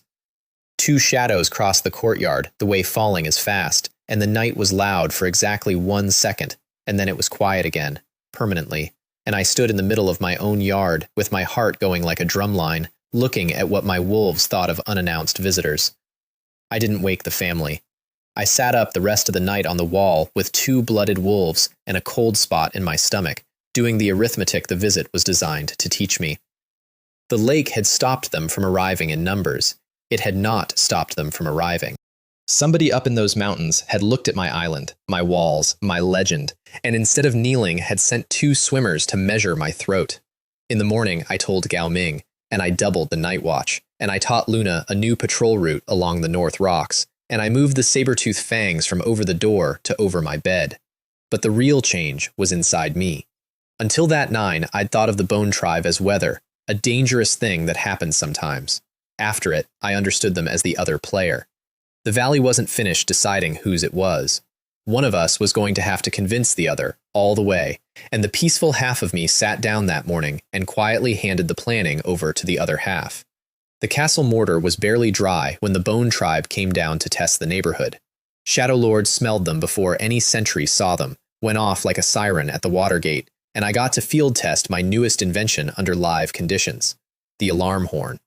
I'd carved bugles from antelope horns, one for the castle, one for the village, with a signal code drilled into every soul old enough to count blasts. I blew the long alarm from my own wall, and across the water the village transformed in front of my eyes. Gates swinging shut on their timber hinges, warriors flowing up the rampart stairs with spears and stones, women herding children indoors in disciplined streams, no screaming, no milling. Months ago, these people had been refugees who scattered like sparrows at a loud noise. Now they executed a defense plan to a horn signal. I stood on my wall listening to my own bugle echo off the mountains, watching my town seal itself like a fist closing, and I felt what I imagine every parent feels at a first step, if the first step were performed by a fortified settlement. The siege itself was very nearly comedy. 35 wild men of the Bone tribe flowed out of the tree line, hit the cleared ground before the wall, and met a problem their whole history had no file for: architecture. They stabbed the wall with spears. They shouted at it in their knocking stones language. They held what appeared to be a staff meeting in front of the gate, gesturing at the stone with visible frustration, and I leaned on the rampart above them with my chin on my fist and genuinely enjoyed the theater. Then they unveiled their engineering response, and I straightened up with real academic interest because it was a ladder. 2 young trees lashed with vines into something a ladder would recognize as a distant, unemployed cousin. They'd invented siegecraft on the spot, from scratch, in an afternoon. Under other circumstances, I'd have applauded. Under these, stones from the ramparts ended the field test at 2 casualties and 1 shattered prototype, and they melted back into the forest carrying their dead, and I stood down the walls and made 2 notes in the permanent file. 1. They learn, and fast, and next season's version of that ladder would be worth respecting. 2. My army fought with gravity and insults, and the day we faced enemies with bows or numbers, gravity would not be enough. We needed reach. File opened, and soon. They weren't even the day's main event. That same afternoon, while the village was still buzzing, the past came across the sea to collect its old debts. A sentry horn sounded from the east wall, 3 short blasts, strangers, and I climbed up to see a sight that stopped conversation across the whole rampart. 10 warriors. Big men, scarred, moving in step, hide cloaks and long spears, and on the lead man's shoulders a mantle of orange striped fur. Tiger Tribe. The name alone did to my people what no monster had done. I watched veterans of the Wolf Siege and the Bone Tribe skirmish go gray in the face, because these were the men who had broken their nation, killed their fathers, and taken their homeland, the boogeymen of every fireside in the village, standing in the flesh at the east gate, shouting up demands. Open the gates, summon the runaways, kneel. Gao Ming translated with his jaw so tight the words came out flattened, and his hands were shaking on his spear. Not fear, I realized, watching him. Every other feeling a man can have about the people who burned his childhood, all trying to get through one door at once. I gave the nightmare my answer in the form of a lesson plan, because that's what it was for me, the first live demonstration of a principle I'd stake everything on later. The men on the wall kept trading insults, the loudest assignment in the army. And I took 6 warriors and both wolves out the north gate, looped through the brush, and hit those 10 legends from the flank while they were still composing their next demand. The fight was short, one-directional, and educational for everyone. The wolves alone were worth 6 men in the first 3 seconds. The machete did to their spears what it did to all spears. Most of the Tiger Tribe's finest stayed on that field, and 5 or 6 threw down their arms and knelt, and the village poured onto the walls to watch their childhood terror march through the gate in a rope line, prisoners of the Wolf Tribe, a sentence no living person had ever expected to hear said aloud. Children were held up to see it. Old women wept and pointed. It was the best day in that nation's living memory, and it left me with the worst problem of my new career. Prisoners. 5 hard men who could never be released, because they'd walk home as scouts with our whole map in their heads. Feeding enemies forever. No. And the third option, the one every warlord in every history I'd ever read reached for by default, I looked at squarely and refused to become. I was chewing this dilemma for the second sleepless night when Gao Ming came to me, checked the room like a man about to sell contraband, leaned close, and told me his tribe's deepest secret, The one thing the old priest had passed him on that last hillside along with the office. There was an herb, a priest's secret, one mouth to one ear for generations. Brewed strong into a soup, it took a person's memories, all of them, the whole self, gone like a wiped slate. The drinker woke empty, and whatever tribe received him, fed him, gave him fake kin and a rehearsed history, became the only life he'd ever known. Loyal, Gao Ming said, forever, because there was nothing left in him to be loyal to anything else. His tribe had used it once, generations back, on a captured enemy who then lived among them as a brother, married, raised children, and died on the wall defending the very people who'd erased him. I want to be honest about what happened in my chest when I heard that, because it's the strangest tool anyone has ever offered me, and I took it with my eyes open. My first reaction was modern and loud. That's a person's entire self. That's every face he's ever loved, wiped, for our convenience. You can't. My second reaction stood in the doorway of the first, arms crossed, and pointed calmly at the other doors.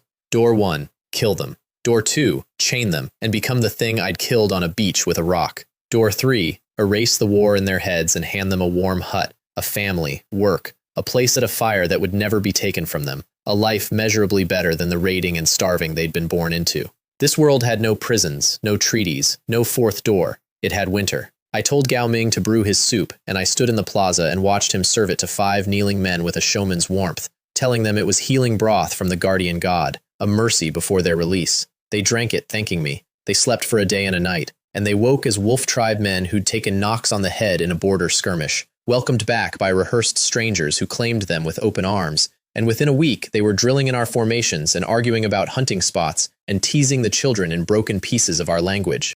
Whatever gods keep the true ledgers can bill me for it when I arrive. Out here, I chose the door with everyone alive behind it, and I'd choose it again, and I've never once pretended to myself that it wasn't also monstrous. Both things are true. That's rulership. Nobody warns you. That week forced the family conversation we'd been circling for a season, and it started small, the way constitutional crises do. The school children, unprompted, had begun bowing to me in ranks whenever I passed the classroom, hands crossed, heads down, tiny solemn courtiers, and Lan Fang marched me into the yard afterward and convened a summit on ideology with her arms folded. Her case was everything good about her, laid out clean. All people are equal. We are not gods, and it poisons something to play the part. We should teach them as neighbors, stand level, build the equality in from the start. And that night, at the stone table, I laid out mine for the whole family, and I'll compress it for you the way I couldn't compress it for them. In our old world, equality was a truth it took our species 3,000 years of full warehouses and written law to afford. Here there was no law but strength, and no warehouse but the smoke shed. These people didn't kneel because I demanded it. I never once demanded it. They knelt because worship was the shape trust took at their stage of the long road. The strongest rope they knew how to throw around something that kept them alive. Refuse the rope, and I wouldn't get equality. I'd get doubt, and doubt out here was counted in graves. So the plan I put on the table was bigger than my modesty. If this world had no country, we would build one. Writing, laws, schools, roads, medicine, everything our civilization had spent millennia learning, replanted here, one generation of kids at a time. And yes, the scaffolding of it all, for now, was a man on a wolf that people knelt to. You build the walls inside the scaffolding. You take the scaffolding down when the walls can stand. My hand to heaven, that was always the plan. And the school, with its slate blackboard, was walls, and the kneeling was scaffolding, and I asked my family to hold me to the difference. Silence when I finished, a long one. Then Jingyi started applauding, alone, with the shining eyes of a girl watching her favorite drama, and formally applied for the position of empress. Lan Fang argued 2 more rounds on principle, extracted a binding concession that the school would never teach kneeling, only reading, and then, slowly, nodded. Mei Lin voted yes with both hands, on the grounds that I was going to do it anyway and she wanted a balcony. And An Na, hand resting on her belly, said the sentence that ended the debate for everyone, including me. Our child will be born here, she said. I vote for the world where that means something. Motion carried, 4-0. Empire approved by family committee. 1 Empress application pending review, and pending it remains. The weeks after were the golden montage of that whole era, and I knew it even while living it, which is rare. I introduced the bow, and I want to tell the day properly because it was one of the good ones. We'd cut flexible bamboo from the hillside groves, thumb-thick cane for arrows, and I strung the first stave with dried animal tendon from our hunting stockpile, sinew I'd been saving for 2 years without knowing what for. The whole village gathered in the plaza for the demonstration because word had gone around that the Godlord had built a new thing, and new things from me had a track record. I drew, held, and put the first arrow the full length of the plaza into a straw bale, and the sound the crowd made wasn't a cheer, it was a gasp, the whole town inhaling at once, because to them I had just reached out across 100 paces and touched something. Then came the cue. Every warrior in the nation lined up like children at a festival, and the first man to try it released the string into his own forearm, yelped, dropped the bow, and apologized to it. By sundown we had welts, 3 lost arrows, 1 shot rooster, forgiven, and a nation that would never fight at spear range again if I had anything to say about it.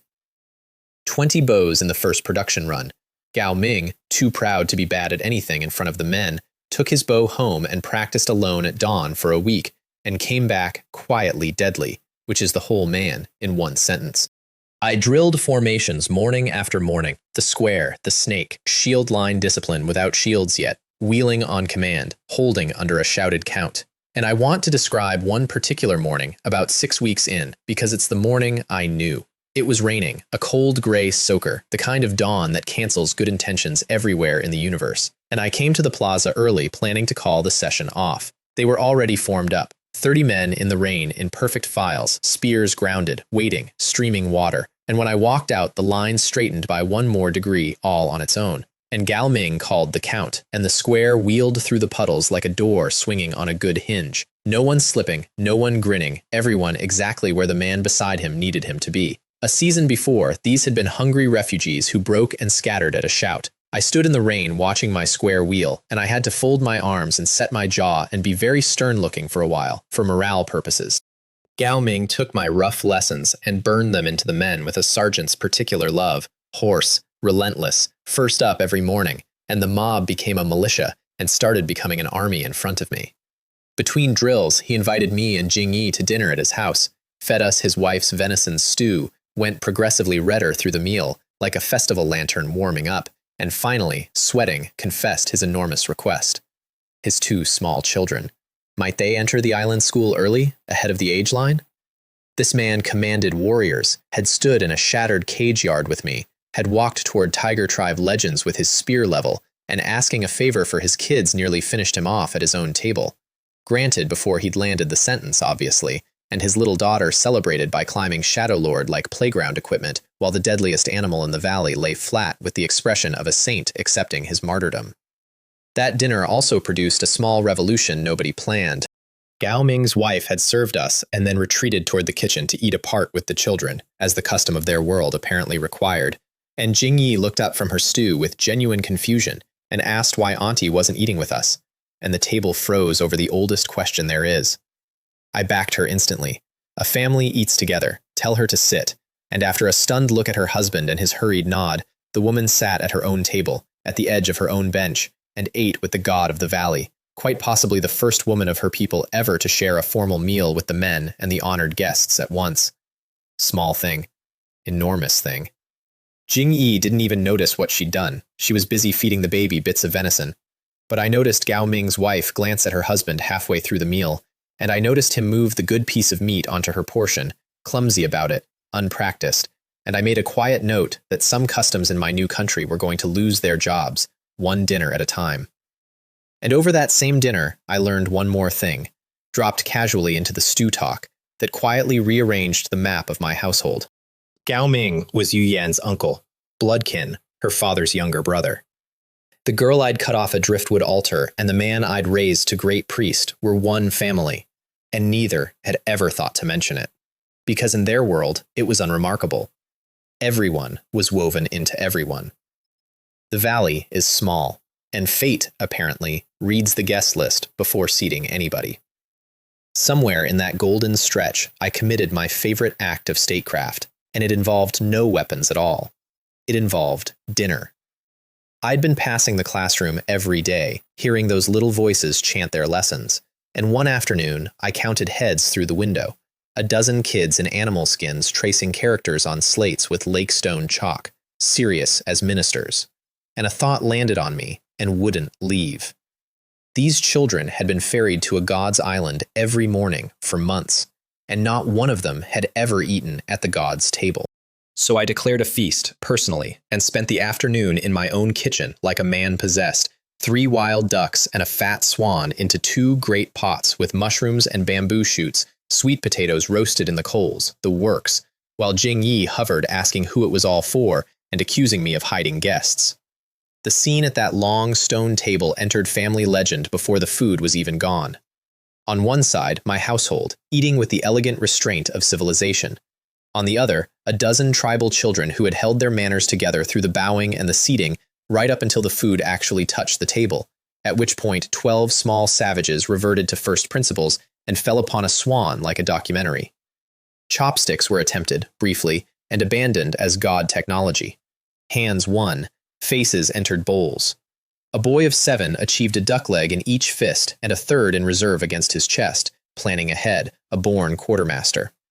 Yu Yen kept half rising to restore order, and I kept waving her down, because I couldn't stop laughing behind my hand, and because a chief learns more watching children eat than he learns from 10 reports. These kids had been hungry their whole lives until this valley. Let the table teach them that the hunger was over. Manners could have the next semester. When Yu Yan ferried them home at dusk, their parents came down to the village shore and knelt toward my island in rows, and I stood on my wall feeling like a fraud and a father at the same time, which I was slowly learning is simply how the job feels.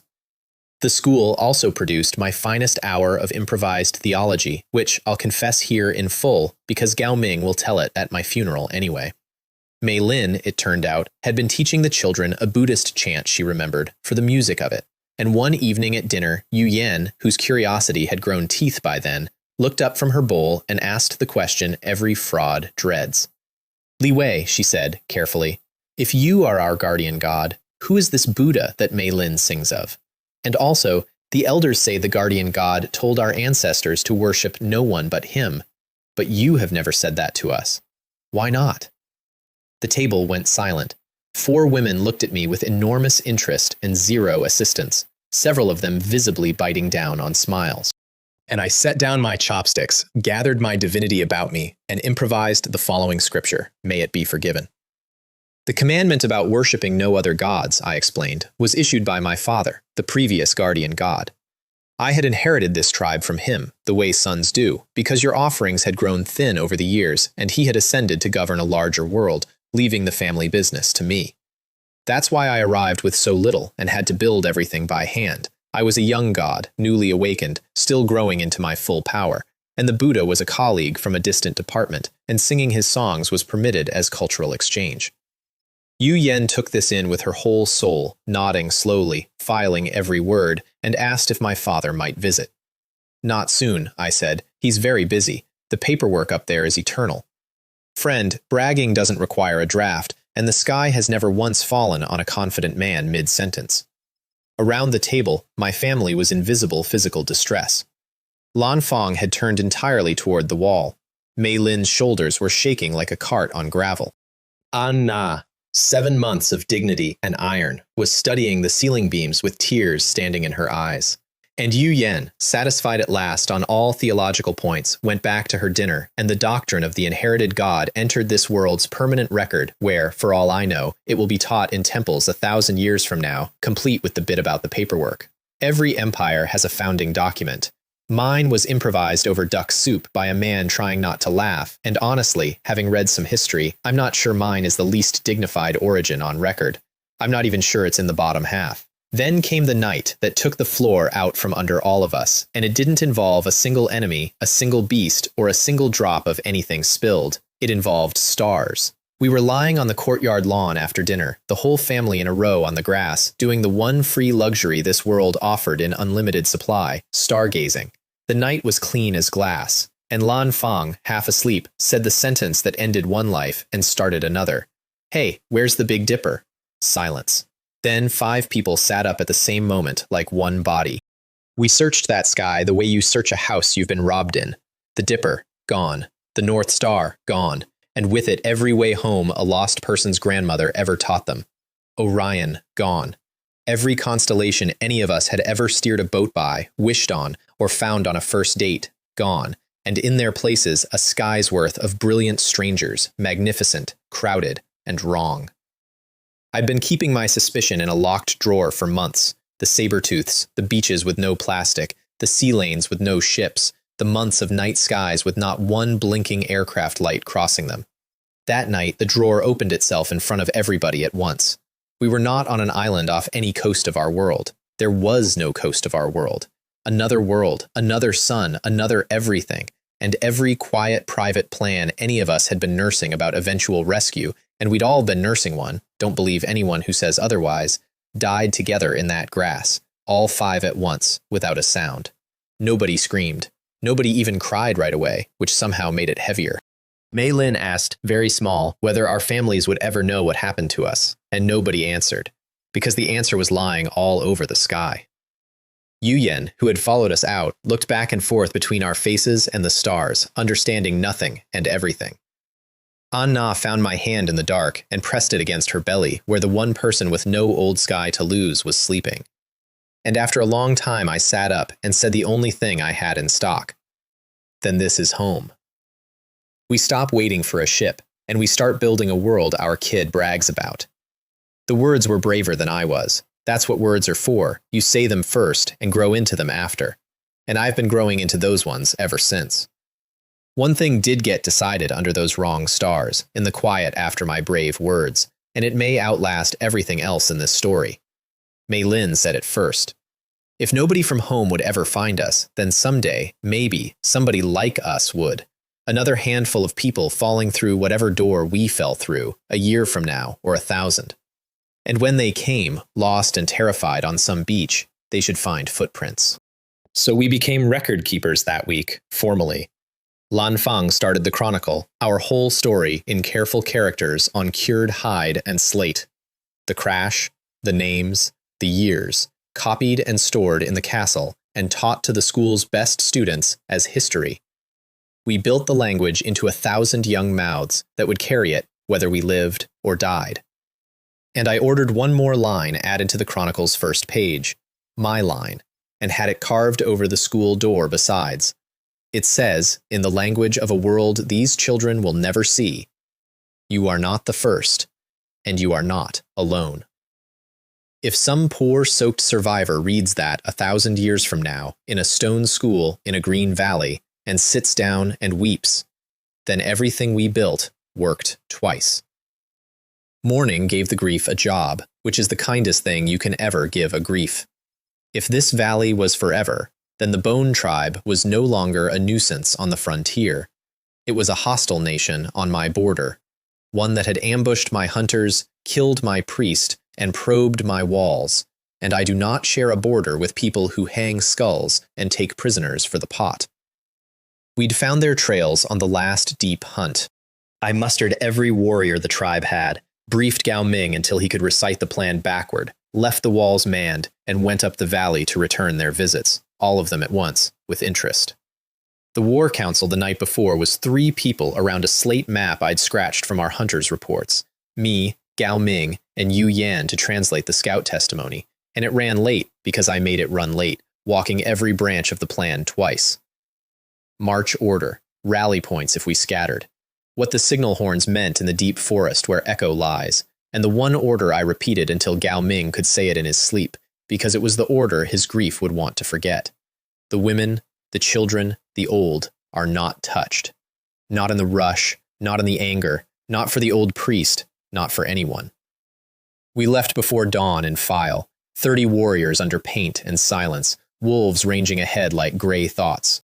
The march itself was a thing I won't forget. My army flowing up its own valley in the dark, past the shrines, past the paddy dikes, men touching the last fence post as they passed it the way you touch a door frame for luck, going up the mountain to end the story their grandmothers had used to frighten them. Their settlement sat deep in the high forest, a ring of thatch huts behind brush fences hung with their trademark decorations, sentries lounging in the tree's shade with the confidence of men whose neighbors had always run. We took the sentries with the new bows before anyone inside heard a leaf turn, the archery program graduating with honors in its first live exam. And then we came out of the tree line on 3 sides at once, horns and wolves and a wall of spears, and the fight for the camp was fast and lopsided, and I won't romance it for you. Their fighters had courage and stone points, and we had formations, iron, bows, and 2 wolves that their whole cosmology had no answer for. It was over in minutes. Their warriors fell or scattered into the deep hills, and when the clearing went quiet, we held the center of their world with about 40 of their people kneeling in the dirt around us, and I discovered the twist that rewired my entire conquest arithmetic. The 40 were their women, their children, their old. The fighters we'd faced were a fraction of the men the tracks promised. The main strength, 20 or 30 hunters at least, was outranging somewhere in those endless hills, and would come home to ash and absence, and men with nothing left to come home to are the most dangerous product this world manufactures. And when Gao Ming tried to question the kneeling, nothing, not one shared word. Their language wasn't a dialect of his, it was another tree entirely. Whatever we did with these people, we couldn't so much as explain it to them. So we marched them home, the whole population, a single vine-bound column through the forest with children riding shoulders, and I gave them to the soup. All of it done by the rules I'd set over my own objections and kept over everything since. Families grouped and kept together, village briefed on cover stories in advance, house by house. Whole households drinking in the same hour, so no one woke alone among strangers. They slept. They woke as wolf tribe, 40 new citizens with vague memories of a raid that had knocked their heads, embraced by rehearsed kin. And here's the detail that stays with me at night, the one I turn over and still can't file. Within days, their children were playing tag in the lanes with our children, shrieking in 2 languages that were rapidly becoming one. Their women taught our women a better way to cure hides. Our women taught them the fish traps. And I walked through my village watching people who a week ago would have died fighting each other, trade recipes over a courtyard fire. And none of them, not one, remembered there had ever been anything to forgive. I still can't tell you if what I did was monstrous or holy. I've stopped expecting the 2 to live at different addresses. Out here, they're neighbors, and both of them pay their taxes to me.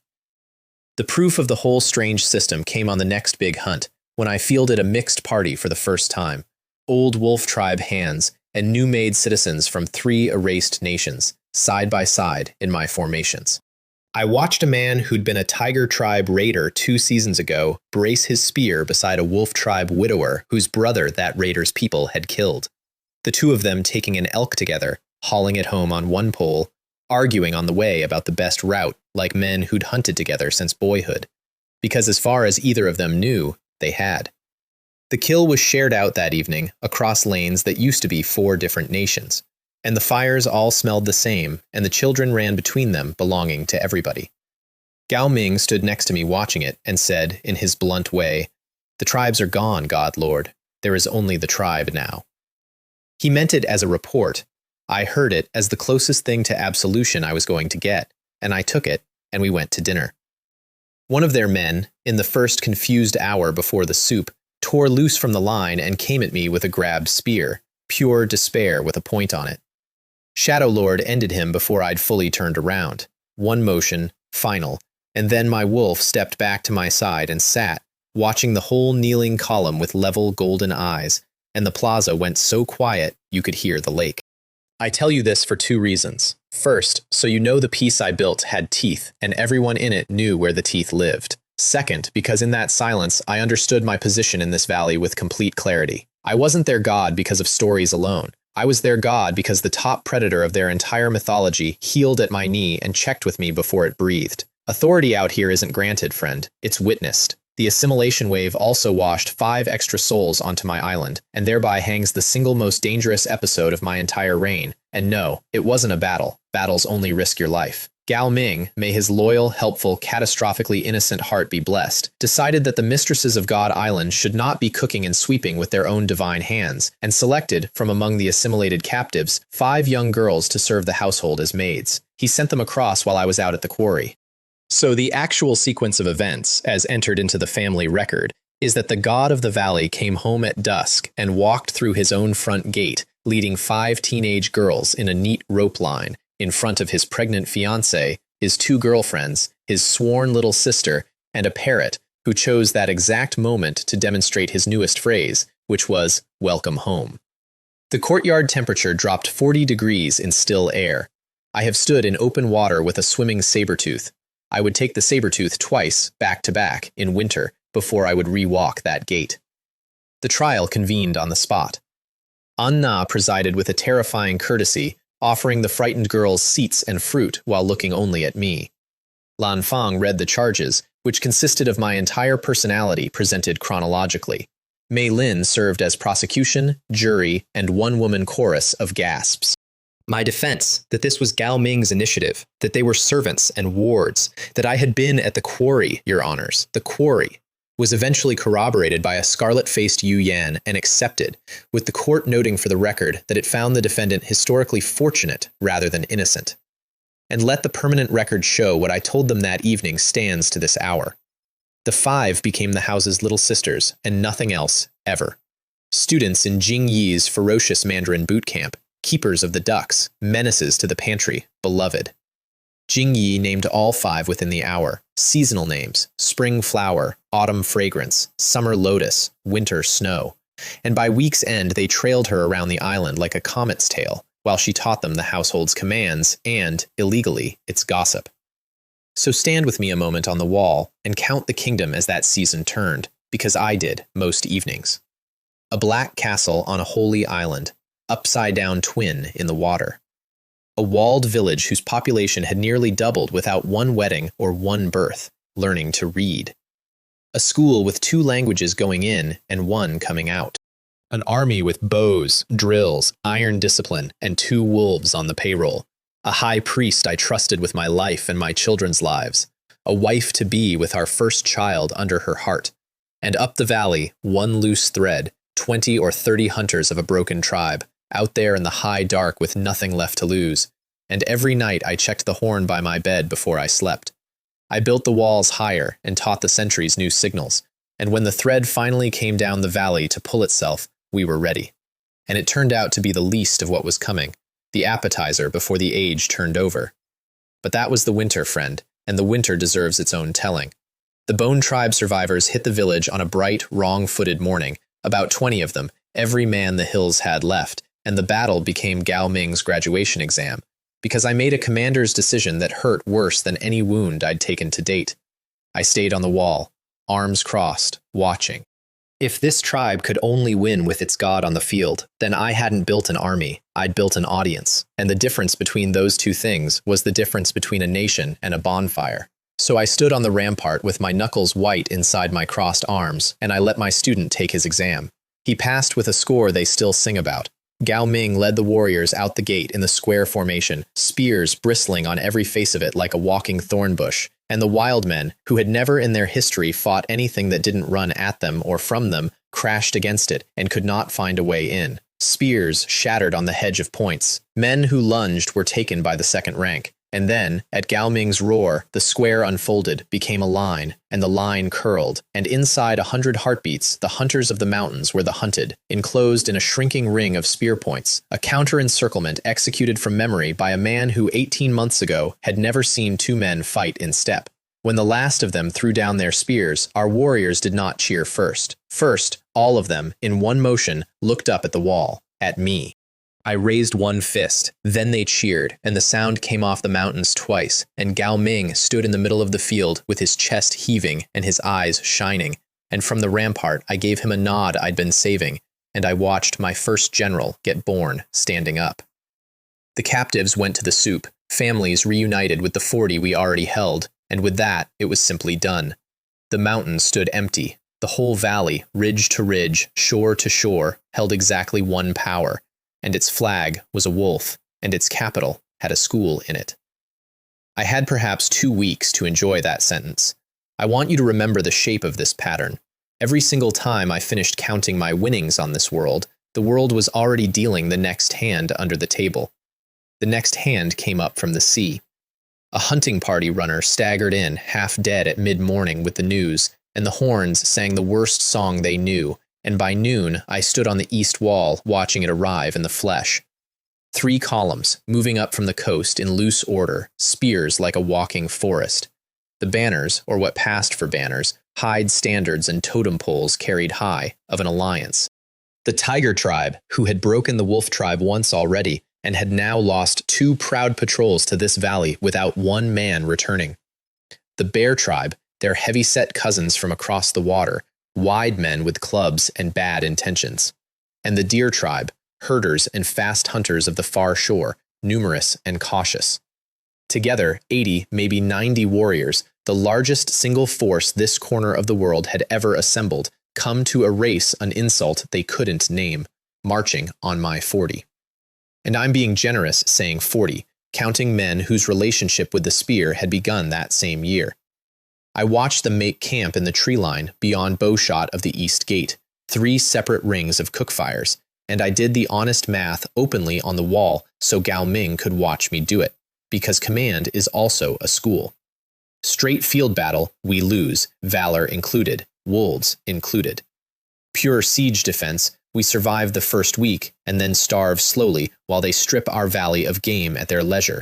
Which left the third road, the one I'd been raised on by every yellowed strategy book and every historical drama my grandfather ever watched at top volume. And friend, I will confess this to you here, standing on that wall watching 3 enemy nations pitch their tents. One entirely inappropriate feeling kept surfacing through the dread, and the feeling was appetite. I had read about this game my whole life. I had never once been dealt into it. 3 tribes are not one enemy. 3 tribes are 3 enemies standing close together, sharing nothing but a direction, and every seam between them belonged to me. The night before it all began, my town prepared for war, and I walked every meter of the preparation, because a commander's feet are half his trade. Stones hauled to the ramparts in relays until the wall tops looked cobbled. Every blade in the nation on the whetstones, the sound of it running through the lanes like insects, that long, skirling scrape that is the true anthem of the night before. Arrows bundled and staged at each tower by count.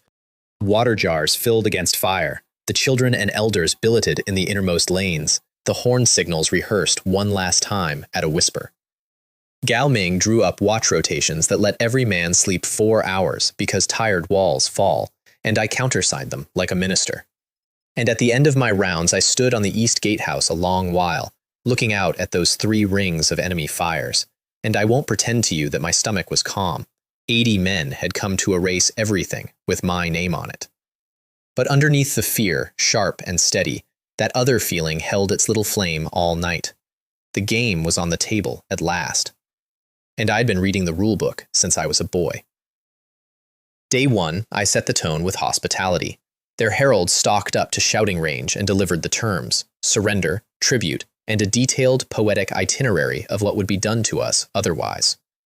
I had Yu Yen translate my reply from the gatehouse, which was a warm welcome to the valley, an invitation to send their leaders in for a feast of friendship, and the gates, to the visible horror of my own wall, swinging physically open. The tiger tribe, who apparently do not tell their children fables, surged forward at the free lunch with a roar. The lunch was arrows. 2 volleys from the walls and the gatehouse at wedding guest range, and the gates were shut and barred again before the dust of their retreat settled. 5 or 6 of their best face down in front of an open door that had cost them everything to believe in. And from the wall, I watched the other 2 cants watch it happen. Watched bear men and deer men stand at their fires taking notes on their proud ally being fooled by a dinner invitation.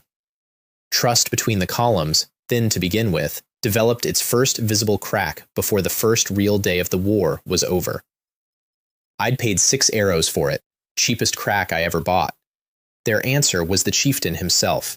A mountain of a man in a patchwork cloak of tiger hides came out before the gate, alone, and spent a full hour bellowing personal challenges up at my wall, and through Yu Yen's increasingly strangled translation, I received a comprehensive account of my parentage, my courage, my hygiene, and precisely which of my body parts would decorate which pole of his tent.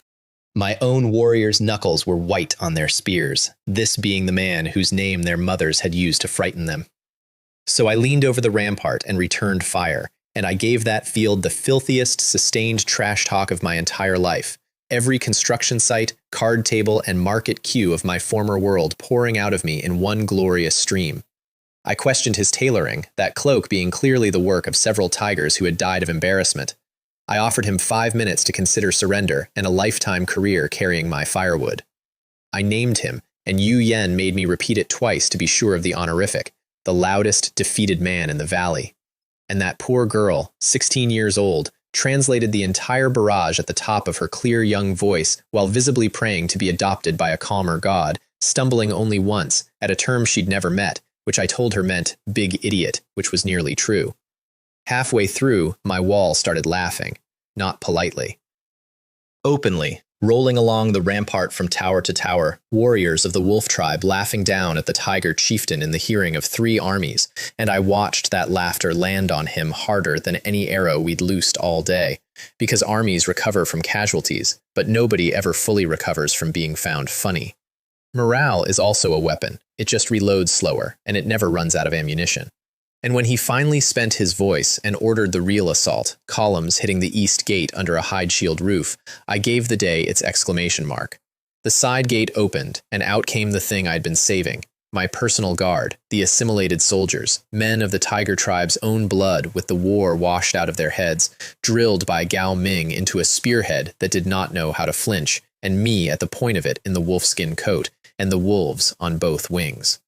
We hit the tiger flank at a dead run while their shields faced the wall, and the flank folded like wet paper, and in the middle of the folding I found the tiger cloak chieftain himself, and we had our long-promised conversation, machete against spear, in front of both armies. He was strong the way a lifetime of winning makes a man strong. The machete had stopped caring about strong the day I pulled it off a snapped spear shaft. I put him down with a wound across the thigh that no herb in this world argues with, and his own men carried him back at a run, and we withdrew behind our walls in good order before the bear column could wheel. And that night, the 3 camps burned his death fires until dawn, and the drums were not war drums. First column, headless. The bear tribe answered before dusk with the day's last assault, a real one, 30 men under a roof of stretched hides coming at the gate at a run while their flankers arced stones at our rampart heads. It was the most dangerous half hour of the day, because unlike the tigers, the bear chieftain was patient and his men kept discipline, and their hide roof ate our arrows and shrugged our smaller stones. What broke it was mass. I'd had the masons save every failed block from the castle build, ugly half-ton rejects, staged on the gatehouse for exactly this shape of problem, and when the roof reached the gate, we levered 2 of them over the edge. I'll spare you the sound. The roof and the assault ended together, and the bear column carried its dented pride back to the tree line, and my gate, my beautiful gate, held with nothing worse than scars it wears to this day, like service medals. On the wall afterward, my warriors were trembling and grinning in that way of men who have just been very afraid in company, which is the oldest brotherhood there is, and I walked the line, touching shoulders and saying names, every name, because I knew their names, and their fathers hadn't been able to say that about any chief of the old world. And here's the beautiful part, the part I'd engineered without lifting one additional finger. All that bloody day, on the north side, the deer tribe had conducted the laziest siege in recorded military history. A few arrows into our wall timber, a great deal of shouting from beyond stone range. Not one man lost, not one man risked. Their chief, a big, careful man named Kai Long, had a boyhood acquaintance on my wall because he and Gao Ming had wrestled at gatherings back when their nations traded, and the 2 of them had spent the afternoon exchanging what were officially insults and functionally greetings. Now count the evening's ledger the way the tiger and bear camps counted it at their fires. Tigers, mauled twice in 2 days, chieftain dead, pride bleeding out. Bears, bloodied at a gate that opened and closed like a mouth. Deer, untouched, rested, well-fed, and smiling. You don't need a shared language to hear that arithmetic whispering in the dark. And I made sure it whispered, because at dusk I'd had Gao Ming stand on the north wall and bellow across the field, in the direction of the deer camp, but at a volume selected for the entire theater, our formal thanks to the Honorable Chief Kai Long for keeping to our secret arrangement, and our promise that the tiger tribe's hunting grounds would be divided with him exactly as agreed. There was no arrangement. There was no agreement. There was one sentence, floated into a grieving, suspicious camp on the evening air, and it detonated exactly on schedule. Tiger warriors mobbed the deer camp within the hour, torches and spears and screamed accusations, and the Alliance spent half the night one drawn bow from eating itself, while I ate a genuinely excellent dinner on my wall and watched the show. The bear chieftain talked everyone down, barely, roaring between the factions with his arms spread. But when the camps resettled, the deer tribe's fires had been moved, out to the flank, away from the others, quarantined, distrusted, alone in the dark. Which was exactly, precisely, to the meter where I wanted Kai Long's tent to be. Because the last move of that night was mine, and the last move was a house call. Past midnight, 2 wolves ghosted out of our west gate carrying 2 riders, and I still consider it the finest special operation ever conducted by a force whose entire special operations division was borrowed from a zoo. Me on Shadow Lord, and Gao Ming on Luna, who had agreed to carry him only after he bowed to her, which he did, solemnly, from the waist, to a wolf, and she accepted the homage like a duchess granting a dance. We looped wide through the Black Hills toward the deer camp's exile position, and their sentry line dissolved ahead of us in perfect silence, because a wolf in the dark against a lone, tired sentry is not a contest, it is a subtraction, and my 2 performed 15 subtractions between the ridge and the tents without one sound louder than settling grass. I counted the posts as we passed them, 15. By the time we stood at the back of Kai Long's tent, his camp believed itself guarded, and it was, by us. We slipped in through the back seam. The great chief of the deer tribe lay on a wooden cot under a deer hide, snoring like a landslide with ambitions. I sat myself down on his own stool in the middle of his own tent, arranged a wolf on either side of me like bookends from a nightmare, nodded, and Gao Ming shook him awake. I will treasure the next 5 seconds until the day I die. Kai Long woke, inhaled the full bellow of a chief whose tent has strangers in it, saw by the single lamp 2 wolves the size of ponies watching him with calm, professional interest, and converted the entire bellow, mid-intake, into the quietest, longest, most careful exhale ever performed by a man of that tonnage. I smiled at him and, through Gao Ming, apologized for calling at such an hour, observing that his 3 tribes had visited my valley without an appointment either, so perhaps courtesy was finding its own level. The negotiation was short, because I've learned I only ever sell one product, and it's a product people already want. He had doubts about my divinity, voiced carefully, with respect to the wolves. Reasonable man. I answered them with the machete, one stroke, through the frame timber of his own cot, wood his people's stone blades couldn't dent, cut clean as cheese, and I watched him look at that pale slice of open grain the way men look at eclipses, and then at me, and file the question of my divinity under matters that no longer required resolution tonight. Then the offer. Tomorrow, when my horn sounds twice, long, the deer tribe turns its spears. In exchange, when the tiger and bear tribes ended, and they were going to end, their lands across the sea, hunting grounds their nations had held since their gods were young, all of it became his. I had no use for territory across the water, I told him, and it was the plain truth, my roads pointed inland. And I laid out his current account for him, in case grief had clouded his arithmetic. His allies already believed he'd sold them. The tiger warriors had come for him with torches at sunset. If this siege failed, and it was failing, would he rather walk home beside those men, or over them? Watching greed and fear wrestle across that big, honest face was like watching weather cross a plain, and greed won by a landslide, as I'd known it would since the moment I'd heard he kept his own men out of arrow range on day 1. This was a chief who counted. I respect chiefs who count. They stay bought. I made him swear it on his tribe's guardian spirit, kneeling on his own ruined cot with his arms crossed over his chest, mortgaging his afterlife in the formal register.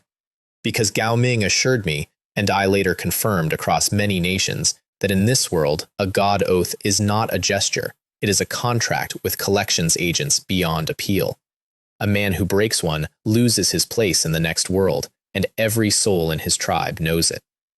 We left the way we'd come, through a camp guarded by absolutely no one, and the ride home through the dark hills turned into a classroom, because Gao Ming, bouncing along on a disapproving Luna, was vibrating with questions, and I was too wired to sleep anyway. Why hadn't we simply had the wolves end all 3 chiefs in their tents tonight, he wanted to know, and it was a fair soldier's question, so I gave him the ruler's answer, the the one I needed my successor in training to carry. Because dead chiefs make martyrs and chaos can't sign anything. Because tomorrow, in daylight, in front of every warrior of 3 nations, the alliance had to be seen to break itself, so that the story this world told forever after wasn't that I murdered well, it was that alliances against this valley rot from inside. You're not fighting their army, I told him, as the wolves picked their way down through the black trees. You're writing the legend their grandchildren will be raised on. Fight it there, and you only have to fight it once. He was quiet the rest of the ride, chewing on it, and years later I'd hear him repeat the whole thing to his own students on the training ground, word for word, claiming he'd thought of it himself, and I've never corrected him, because that, too, is how legends are supposed to work. I was in my own bed before the eastern sky turned, and I slept 2 dreamless hours and woke up ready to run the table. Not before 1 stolen hour, though, and I'm keeping it in the record, because in the story of a war somebody ought to write down what the war was for. When I got home, Jingyi was awake in the courtyard, alone, wrapped in a hide by the banked fire, waiting up for me the way she'd apparently done every night I'd been out past dark since the beach where I'd found her. The moon over the valley that night was ridiculous, huge and low and unprofessional, the kind of moon that argues against war planning on principle. So I fetched the old tiger skin robe, and we lay on the courtyard grass under it and watched the strange stars, and she talked her sweet, fearless nonsense about names for Anna's baby and whether wolves go to the same heaven as people, and I let tomorrow shrink down to its true size, which is small. Tomorrow is always smaller than the person breathing next to you. That hour is in this story because it's the reason the rest of this story exists.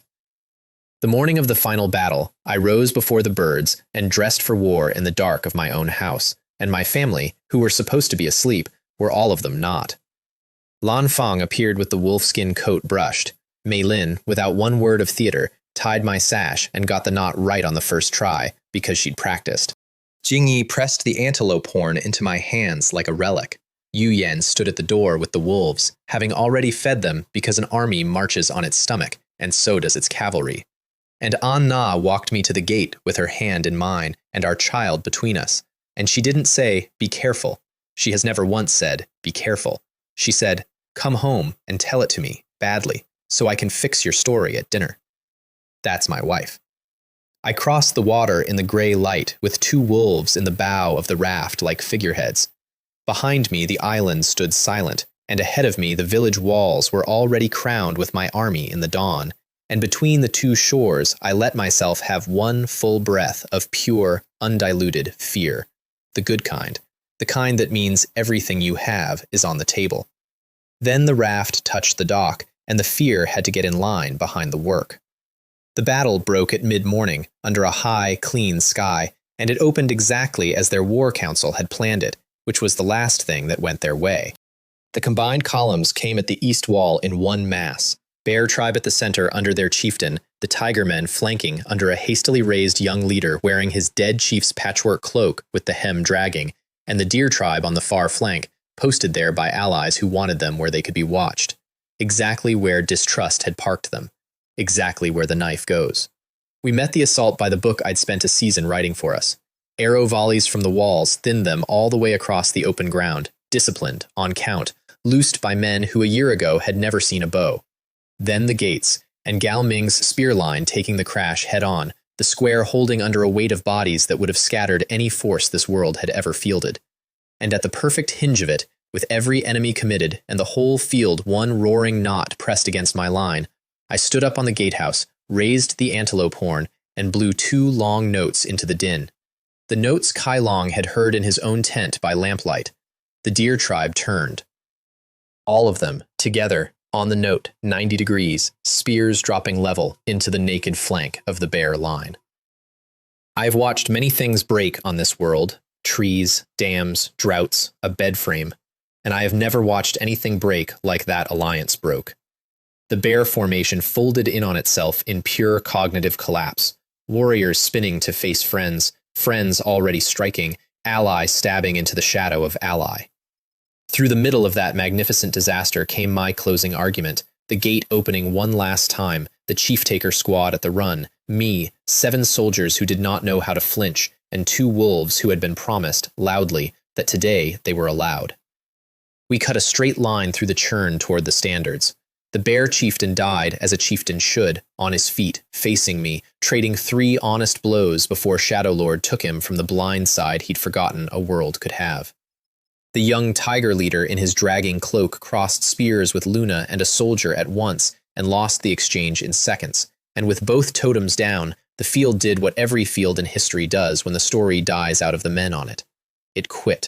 Spears hit the grass in waves, radiating outward from the center like a stone dropped in water. Warriors knelt where they stood, hands open, heads down, and the roar drained out of the morning until the loudest thing in the valley was 2 wolves howling on trampled ground, announcing the new age to the mountains, and the mountains passing it along.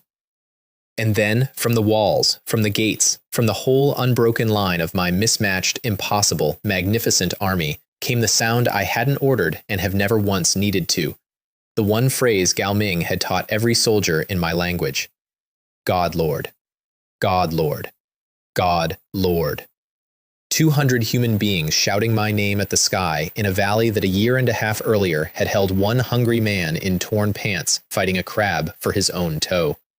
I stood in the middle of the field in the wolfskin coat, holding a hardware stall machete from another universe, and I had exactly one thought, and you can have it unedited. My sworn brother would be laughing so hard right now he'd fall off his chair. And then he'd stand on the chair and cheer. The accounting afterward was the strangest, most instructive week of my reign. We held 30 or 40 captives on the field.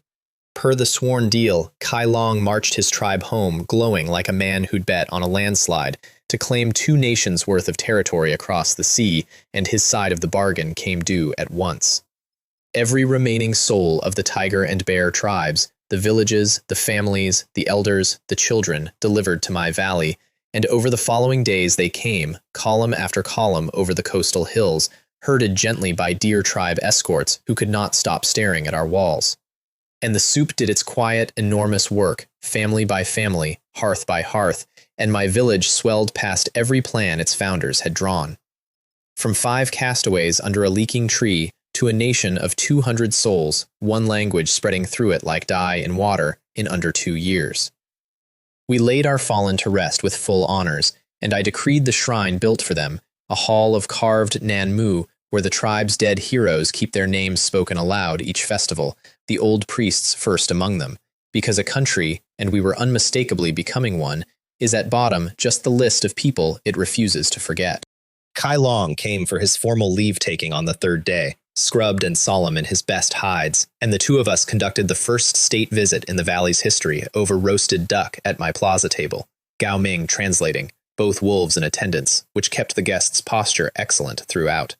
He was direct, I'll give him that forever. He asked, through a mouthful, whether I intended to come for his tribe one day too.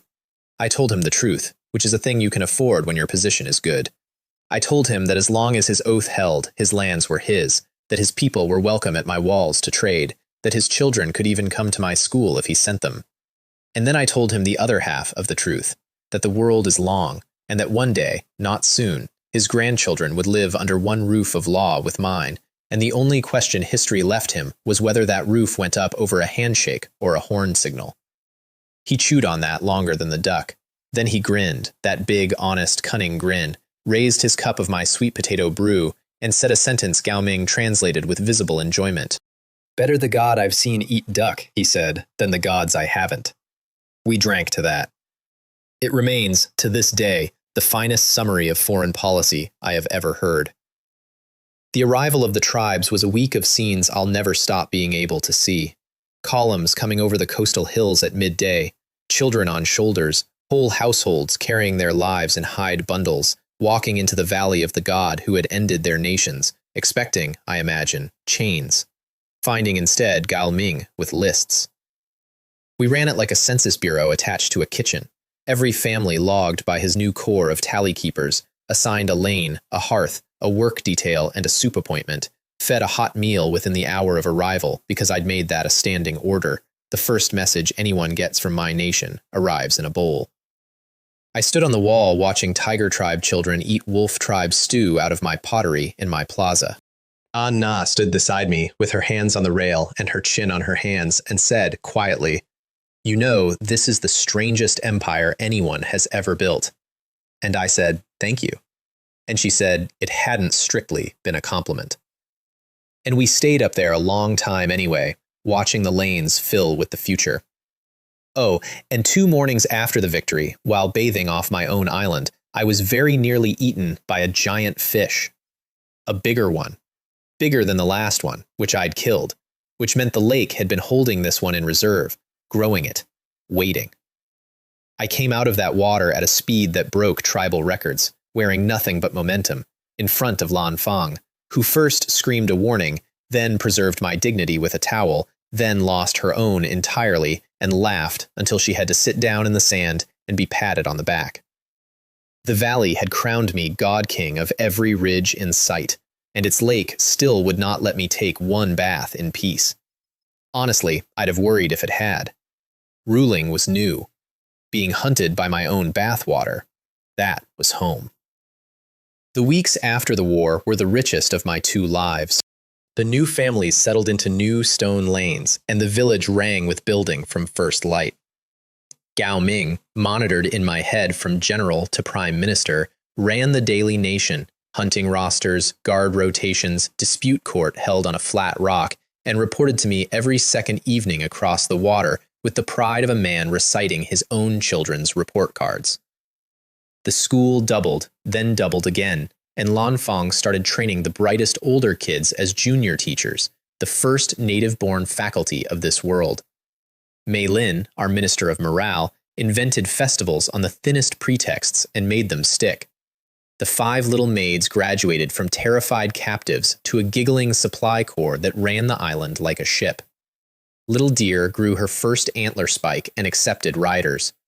Dao Du the parrot learned to shout "God Lord" in 2 languages and deployed it at tactically devastating moments, mostly during my baths.